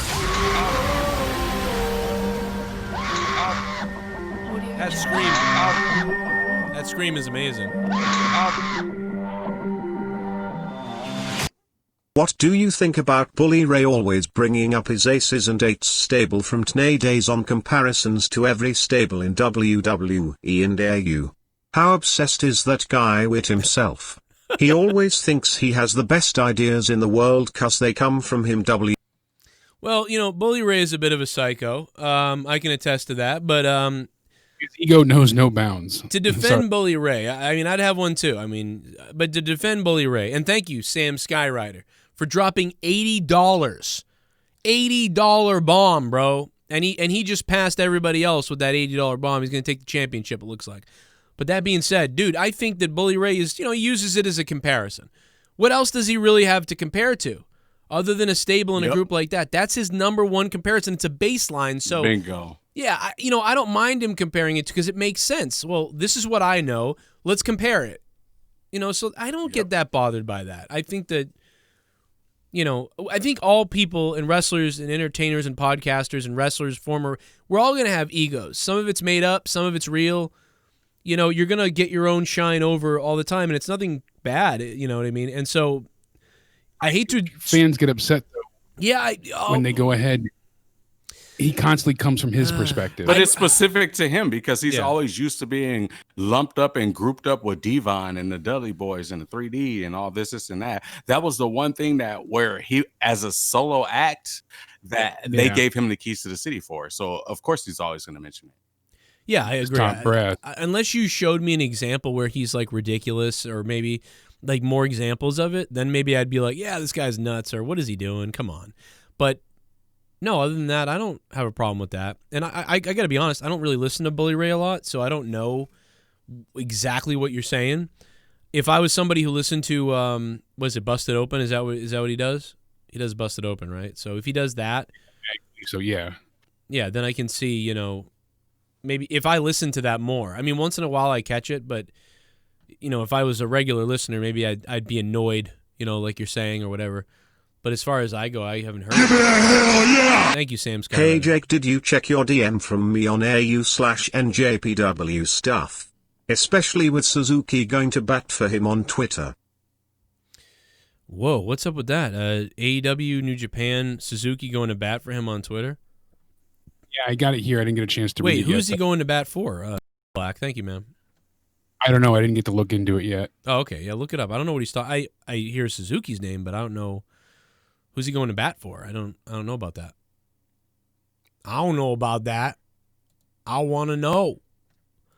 I want to know what love is. Famous B might just rape me. Sorry. I just might. Whoa. I mean, I've never been raped by a guy who's famous before. So this could be cool. You'll love it. You'll love it. Yeah, usually it's like some gutter trash guy.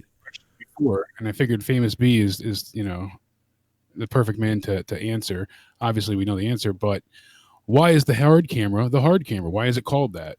And obviously, that's the fixed position camera. It's in a hard position. That's the purpose of it. It's typically the play-by-play camera, but it's always in the same position. That's exactly where it will always be. It doesn't move. It's not handheld. There's no floor cams. That's it. So the wrestlers always know that if they need to have a certain shot angled, they can always look to that one specific spot or aim their moves at that one particular area. It's typically the camera you play to as well. Yeah, when you're cutting a promo, it's typically the camera you play to. So, yeah, absolutely. That's all it is. It's just the camera that's your number one camera. Right. So, like, if you're going to present yourself in any type of way, that would be the camera to go to, and then you do your like your side little gestures into, the left, right, or whatever the other cameras are that are recording around you. But your hard cam is the one that's like the TV cam, so to speak. You know what I mean? Like you're that you speak into. Like that's the shot that you're like speaking to the audience, like, from a face on value. And the director normally wants you to look at that camera because normally then he can work his other stuff. Okay, we can work the handheld nearby or the roaming camera, whatever. But play to that camera always. That way the director knows where to go. Unless the director says, because there's a light on the camera that turns on when that camera's live. So the director may actually say, hey, man, you're going to be out there, you're going to be cutting this promo, but midway through the promo, we want to switch to a close-up. We're going to be switching. Just play to the live, try to play to the live cam. So that's a different thing. That's now you're, as the performer, looking to where the red light is because you're playing to that camera that's live. So that's more difficult, but, that's So I don't know. That doesn't happen often, but anymore. But that's the way. That's when they had production meetings and before wrestlers went out and whatnot. Yeah, and then they figure out like what spots in the match where they're gonna maybe either use a boom cam or like whatever the case may be for the other cams, depending on what angle they need to get the shot at. But Famous B, don't you think that they need a wider shot for a lot of stuff more nowadays? I feel like they close up too much on things. Like a guy jumps off a ladder and they're way too close. And I feel like sort of a hard cam shot or even like a further away wide shot always looks way better than like the zoom in. HD though, Joe. That's why, because it's in such high definition and such high clarity, you're able to see so much more, full on detail that you can tell when they're missing their shots when you zoom in more and things aren't connecting. I just think it looks. I just think it undersells the impact and how good things look. Sometimes if a guy jumps over the top rope and does like a suicide dive or something, and they're zoomed in really close to it, a lot of times it doesn't look as good. But from a little further away, you miss it. Yeah, you miss it. I can give you a perfect example. The last pay-per-view, go for it. Icy ladder match that they had. Sami Zayn, that first time when they chucked the ladder at him and he went ahead and he knocked it away. Yeah. And he so well, looked great because it was a faraway shot. Exactly. It was zoomed out. Then when they did the slow-mo and zoomed in closer, you could see that the ladder missed him by a mile and he had to lean into it to get the hit. But you couldn't tell that the first time with the further, zoomed out shot. Plus the crowd not being there too plays into like that zoomed out angle. Like if you zoom out too much, you could tell nobody's there. You know what I mean? So they have to keep it close nowadays. Yeah, my complaint is definitely more about even when the crowd was here, I had this complaint. So, but yeah, now you wouldn't. I don't think you'd want to switch to it too much now because. But I mean, the Thunderdome is loaded with all the pictures of everybody and everything anyway. I mean, it just looks better. I feel like if I was a wrestler nowadays and I had a match and I go backstage and watch the match, I go, Jesus, man, like none of this even matters because you're so zoomed in. What are you doing? Like I can't even tell. Like, I really like a lot of times that sort of that just above the ring shot that's like midway where you can see the whole ring almost and the camera moves slightly. I love that shot because you can really feel the ropes, see what's going on. WWE has this so regular wide shot that looks directly at the ropes, and it just, I don't know, man. There's something that's. It's the same. It's the same match to match. They don't switch it up. Yeah, like NWA started doing it. Obviously, Lucha did it, but Lucha is different because they were more of a cinematic production, so I didn't mind it there. But even Lucha, they shot it well, and I'm like, how come they're being more cinematic, but yet it looks better and realer on this than WWE, but they're going for cinematic. We had a lot of different cameras, though. We had a lot of different camera angles. We had the personal camera angles all around the ring. We had a hard cam. We had a boom cam. And we did a lot of stuff that was, that wasn't in a ring as well. Like when we went into the stands, like when, when guys were on top of the office, like Angelico, about to jump off kind of deal. So it's like, there was a lot of camera angles and a lot of camera cuts, but we also talked about a lot of that as well in production minutes before. So it's like, like agenting. This when it comes to agenting, when, like you're going to have a match and it's a specialty match and it's going to require X, Y, and Z. We talked about that beforehand. So therefore we always knew, well, on the production side, the cameras always knew where they were trying to get what shots specifically for that match, and I'm not saying that nobody else does, like maybe they do talk about it, but we was on point with that. Like I could speak from experience, like when it comes to stuff like that, you know what I mean? So yeah, it's like we always had that, like, like in a good grasp. Yeah, I mean, people were complaining about Bully in the chat, and I'm like, yeah, he's mean to me, and this guy goes, dude, his name is Bully. Bully Ray likes to he likes to keep it real, dude. He likes to sort of keep the character, really. You know what I mean? He doesn't fuck around with that character, man. He's not going to make you think, oh, that guy's a great guy. He's going to be that guy. So neither does Matt Hardy. Like when I first met him, during this Woken gimmick, he sold me too. Like when I met him, like, oh, what's up, man? Ha ha, yes.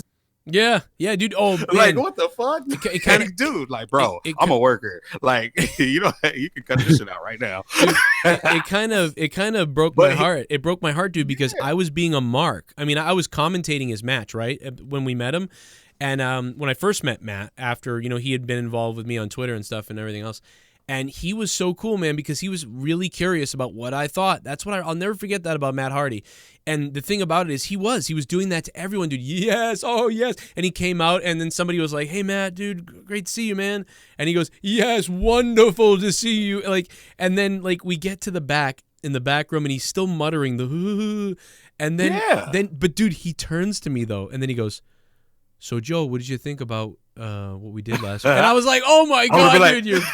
I would have been like, oh, yes, it was fantastic. Yeah, dude, he goes, well, you're going to love the stuff we're doing next week because we got this guy. And it was the week that he bit someone in the crowd, and that's who he was telling. He's like, make sure you're watching that. You're going to really love it.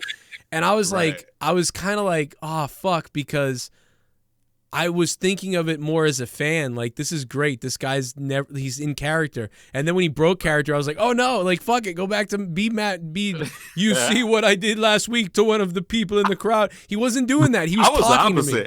Yeah, I was the opposite. I'm like, motherfucker, I'm on the same show as you. I'm a YouTuber. I'm a YouTuber. He's talking to me for real. He's giving you the goddamn you're getting the kayfabe. I'm getting the shoot. Yeah. I'm like, man, I'm about to go smoke with your brother right now. Nigga, don't kayfabe me. Yeah. Oh, dude, Matt, and then Jeff is hilarious too. Yeah, when we met Jeff, him and Matt had been watching so much of the shows and so much of the Twitter stuff that I was doing that when I met Jeff, Matt was telling him no, this is the guy, the fucking fuck that owl, the video, and he goes, oh yeah, and then Jeff was laughing at it and shit. They both got everything, dude. That's why that these people were creative and stuff. They got everything. They thought it was funny. Their audience. 100%. They were into everybody, anybody giving them any love, anybody that knew what they were doing. They were excited to meet people that liked what they were doing. Yep. Jeff's my favorite person, in terms of how he perceives his audience. He's my favorite person. He never changed. He was always just respectful, humble, that guy. I remember meeting Jeff as a fan before I became a wrestler. Right. And he made the effort to come and fucking say what's up and shake everybody's hands and slap high fives when I would just go to shows because I was that's what I did before I got into the business. And I remember Jeff being the one that just always came and showed his love. He's almost the exact way you think he is. He really is. He's like, hey man, what's up? Yeah, I did that. He's just very calm. He's almost You almost got to kind of talk to him, and let him know, hey, what's up? Or he'll be kind of quiet. He'll just be like, hey, he'll be respectful and nice, but he'll be, he's just a regular. I don't know, man. He's a regular guy. Yeah, yeah, he's just a regular. I was gonna say it. He's a regular, that's just very humble, especially towards other people who loves him. Right now, he may run somebody over someday on a couple of beers, but other than that, What else we got? Oh, a little bit of the bubbly. That's it. Oh, man. That's I love bubbly. toes. Look at this stuff. Oh, a little bit of the bubbly. That's it. Hey guys. Just letting everyone know me and AJ Adams will be collabing on a new podcast soon. It will named We Get Pussy and We Have Chins podcast. Oh. Jesus Christ. T-Rev, thank you, I Love Toes, for the donation. T-Rev says, does the app not work? I don't know, but sometimes Patreon does go down. They have outages or, but mine's working, so I don't know what's going on for you. But, yeah, if you can go to Google Play or wherever you buy apps or whatever and type in Patreon. It's a free app. Just sign up, use Patreon. If you want to support the show, man, T-Rev, thank you for that. We also have a lot of $25 producers. Shout out to those guys. We're going to be shouting them out in a few. I'm frozen right now. I'm going to reset in a minute. But, yeah, a lot of stuff on Patreon. Absolutely check it out. We got a few new patrons today. Thank you. And Reckless Jeff is back. Sean Maynard is back. And Amanda's back. And Leapin' Lizard is back. And Danny, Abdul, and Jay is Savage. And a whole bunch of other people. But, yeah, it's an app on your phone. Or you can use it on desktop. Whatever. You can download everything to your computer, your phone, whatever. It's all downloadable. You hit a button. Or you right-click on the orange on the computer. You'll get access to thousands of podcasts that we've already done. And you can just keep them all, download them all, do whatever you want. It's a ton of shit. 30 hours of bonus content a month on my Patreon. Talk Spooky to Me and my wife's podcast, Till Death Do Us podcast, Corrupted podcast, Morning Madness, me and Jake's podcast, just a shitload of podcasts. Off the Rails with Drew and Jesse, me and Jesse After Dark, Dave Rose and me, Final Frontier, gonna have big. It's just a bunch of shit on Patreon. I have a ton of podcasts, not related to wrestling. Some related to wrestling, mostly not. Tried putting in the name, it wouldn't show up. Just go to patreon.com/Joe Cronin Show or type in Joe Cronin Show. It should come up. I mean, for Joe Cronin Show, it should come up. Let me see, Joe Cronin Show. I just went there. Yeah, if you don't type in show, it doesn't come up. Like, you have to type in show. If you just type in Joe Cronin, it doesn't come up. So just type in show. Or use the link that we put in the comments and down in the description box and all the other stuff.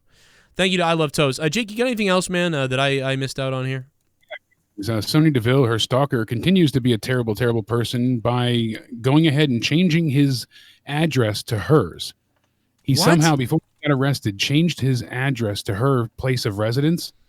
Set all this up so that once he would be arrested, knowing that he would likely get arrested, all of his court documents and everything is going to her home. So finally they got it fixed, but he was, having letters sent to her and whatnot. Is that not another charge? Like that's some kind of other illegal thing, isn't it? I believe it's a misdemeanor in this case, but I'm not sure. That should be way worse. That should be added to like harassment, like intimidation. Aggravated stalking, which is a 3rd-degree felony, armed burglary. It's a felony punishable by life in prison. Armed kidnapping for ransom or reward or hostage. That's another felony punishable by life in prison. Oh God. Then he's got the misdemeanor charges of criminal mischief and some other charges. Dude, fuck this guy. Dude, kill this guy. Just fucking hang this guy. Like, you serious? Why you gonna do so some chick that don't even suck dick? Right. I mean, you're stalking a chick who's looking for a carpet. What are you doing, bro?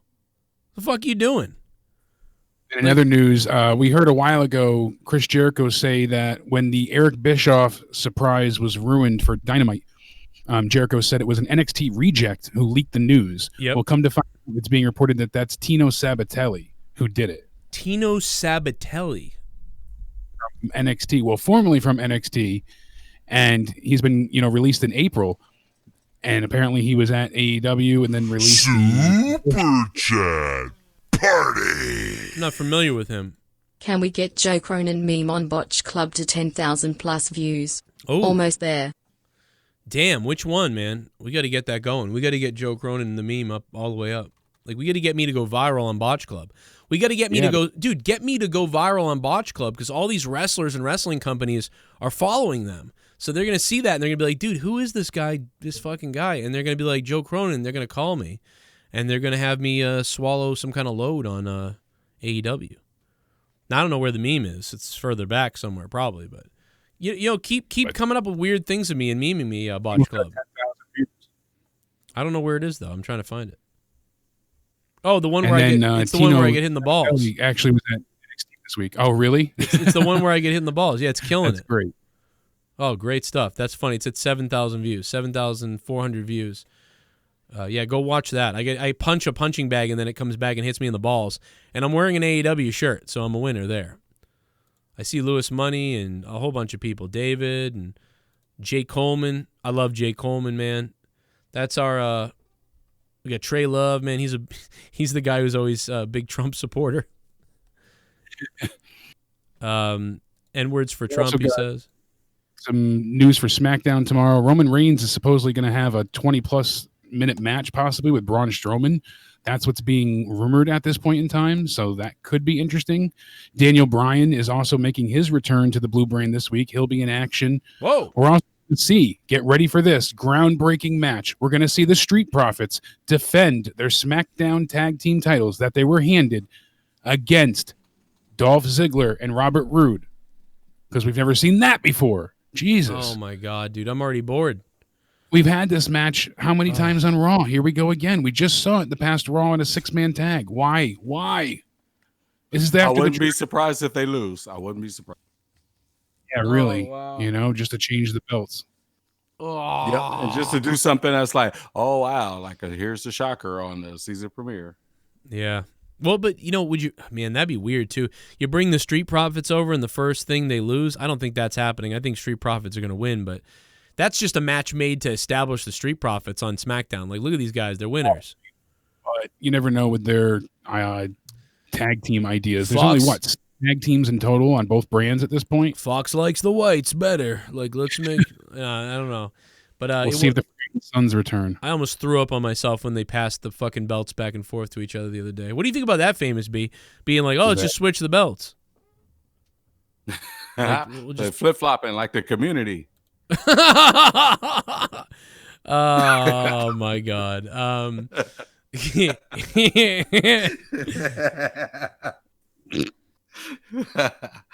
No, man. I mean, somewhere Drama God is smiling somewhere. No, it's, I don't know, man. It's so weird. I don't know. Just have one set of belts. I really think it devalues the tag belts. They can't get one. Yeah. They can't get any of them going. So why not just have one? They have, like I said, 6 or 7 teams in total.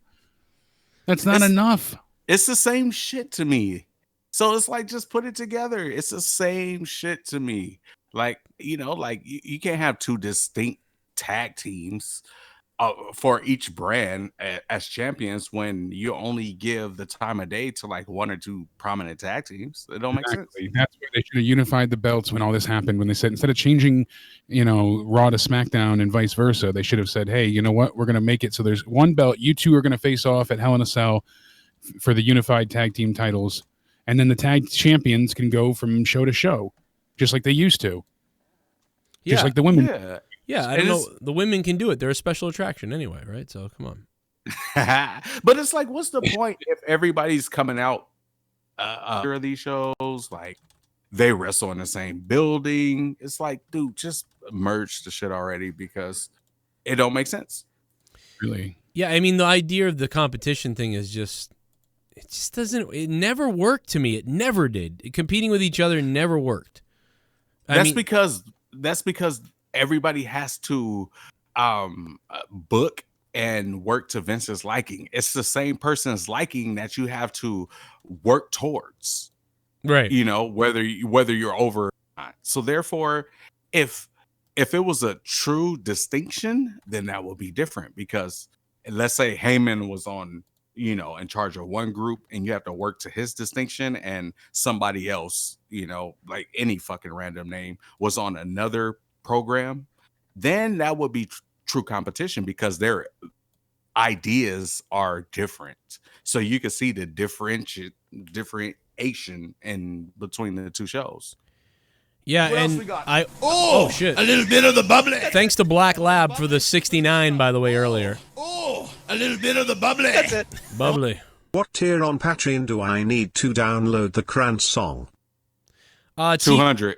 Yeah, $200. No, T-Rev, thanks for the $3. Nah, dude, I think you can hear almost all the songs for $2.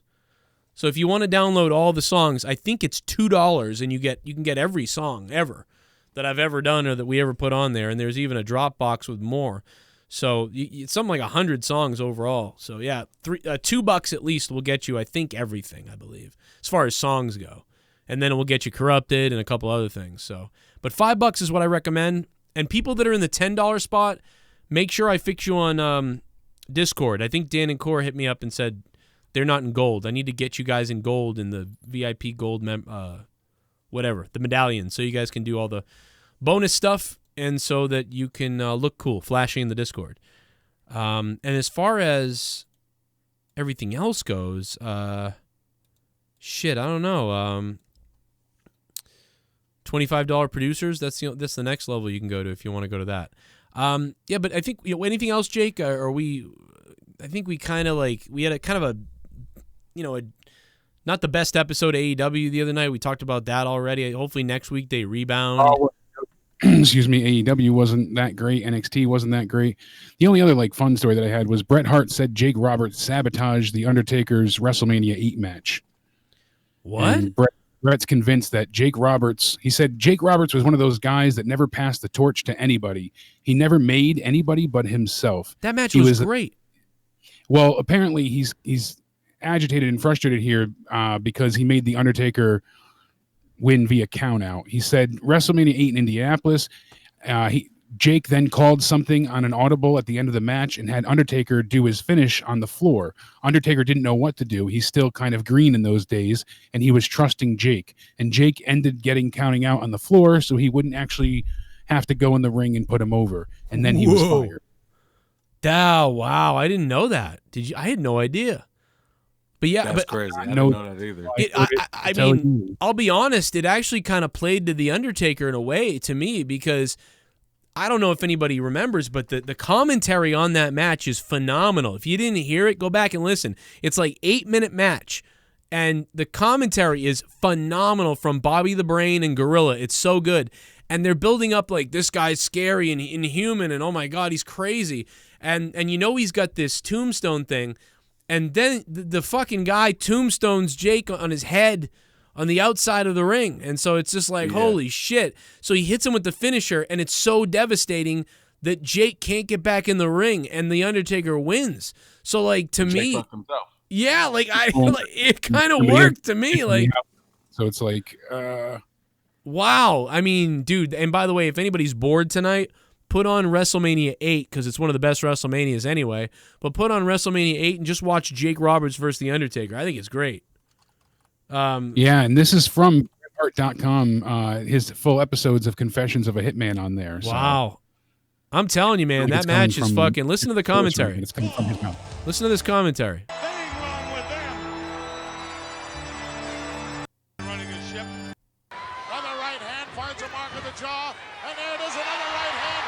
Over the top, but right on his feet. Whoa! Now he's pulled the snake with him. Oh, right into the steel post. That's the Undertaker being clotheslined out of the ring, then landing on his feet, then grabbing Roberts, pulling him out of the ring, punching him once, and then throwing him into the steel post. And I mean, dude, that's... Did you hear the buzz?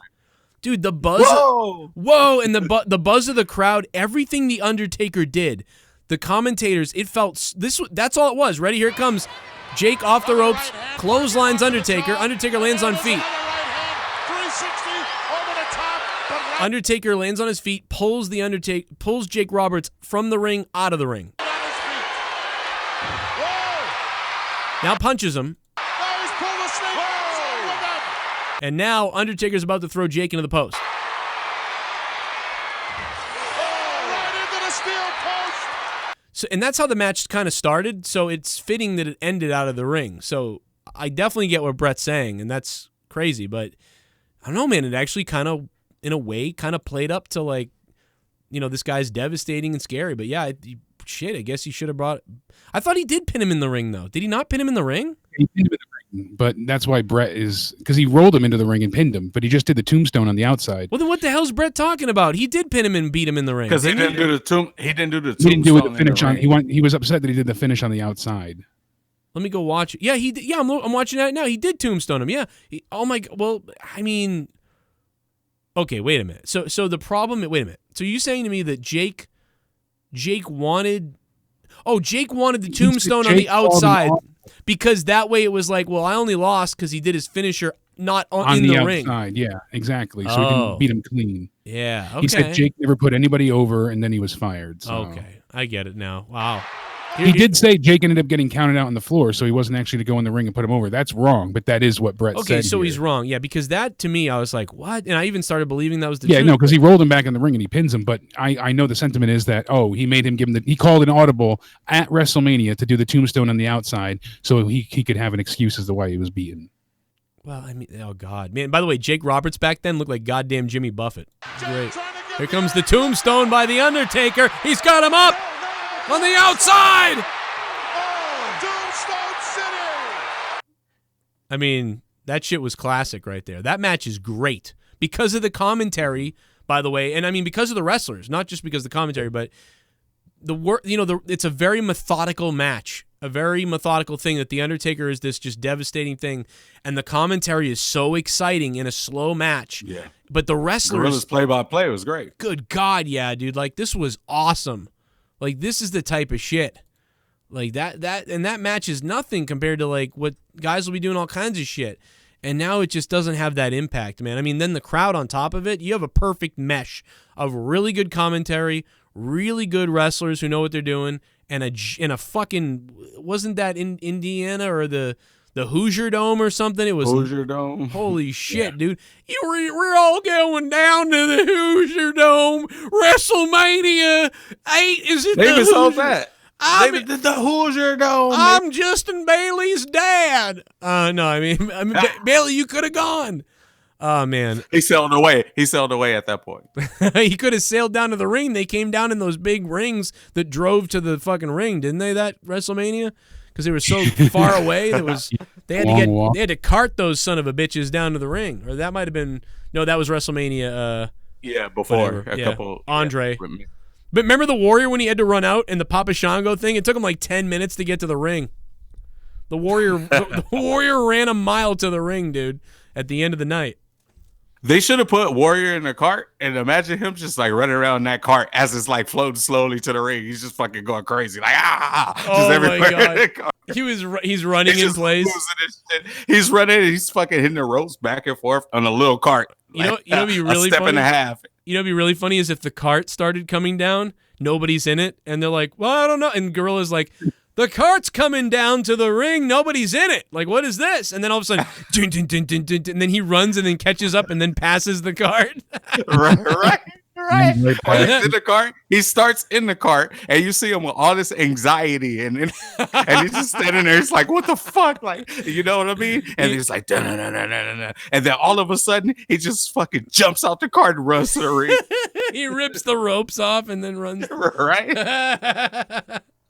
Oh my god, that's hilarious. Or just running in place would have been funny too. Like he's like doing this back and like you said in place, like just like I'm a maniac.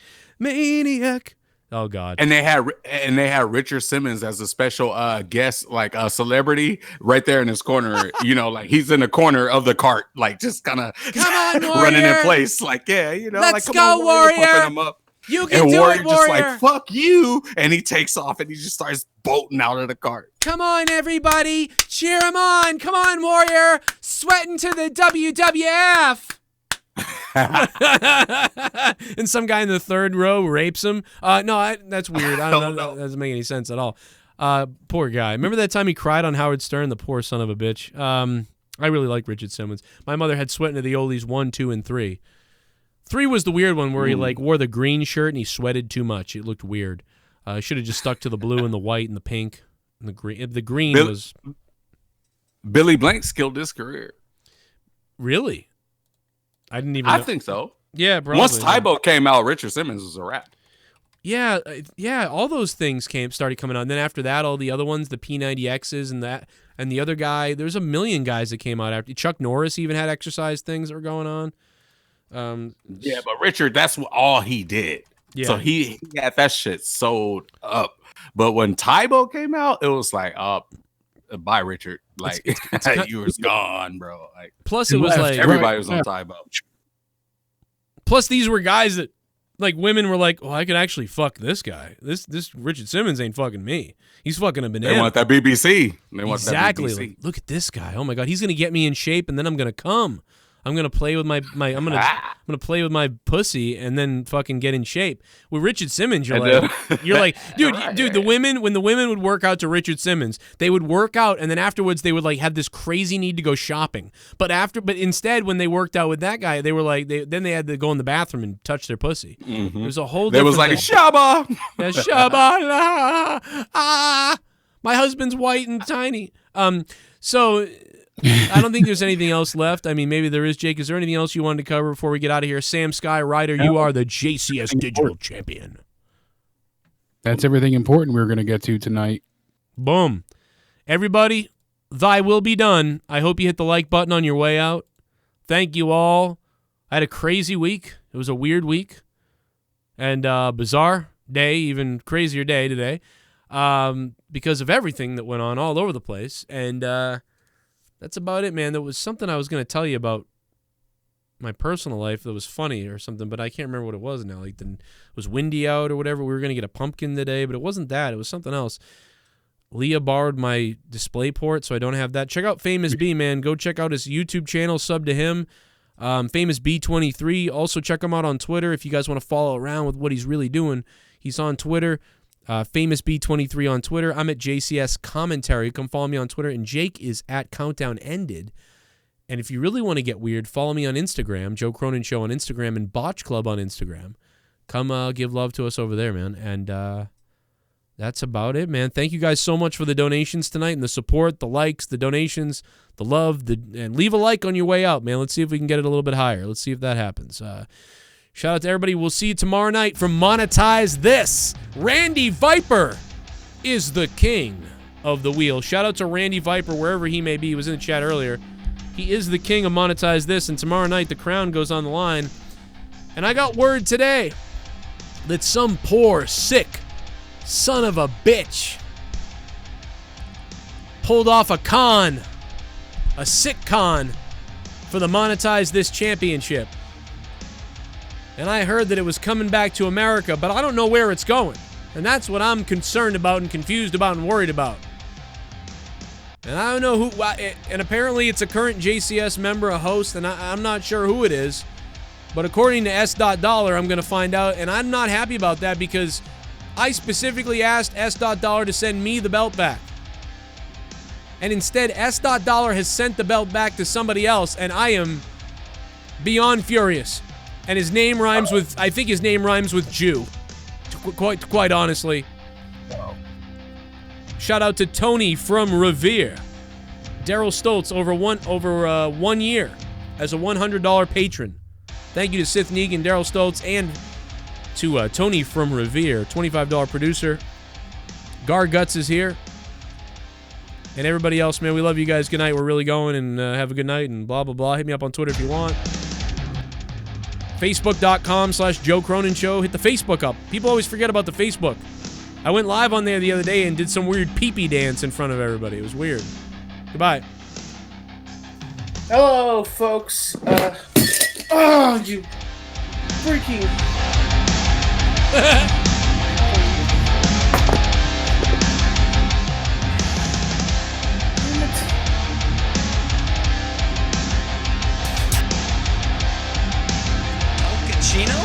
Don't mind if I do.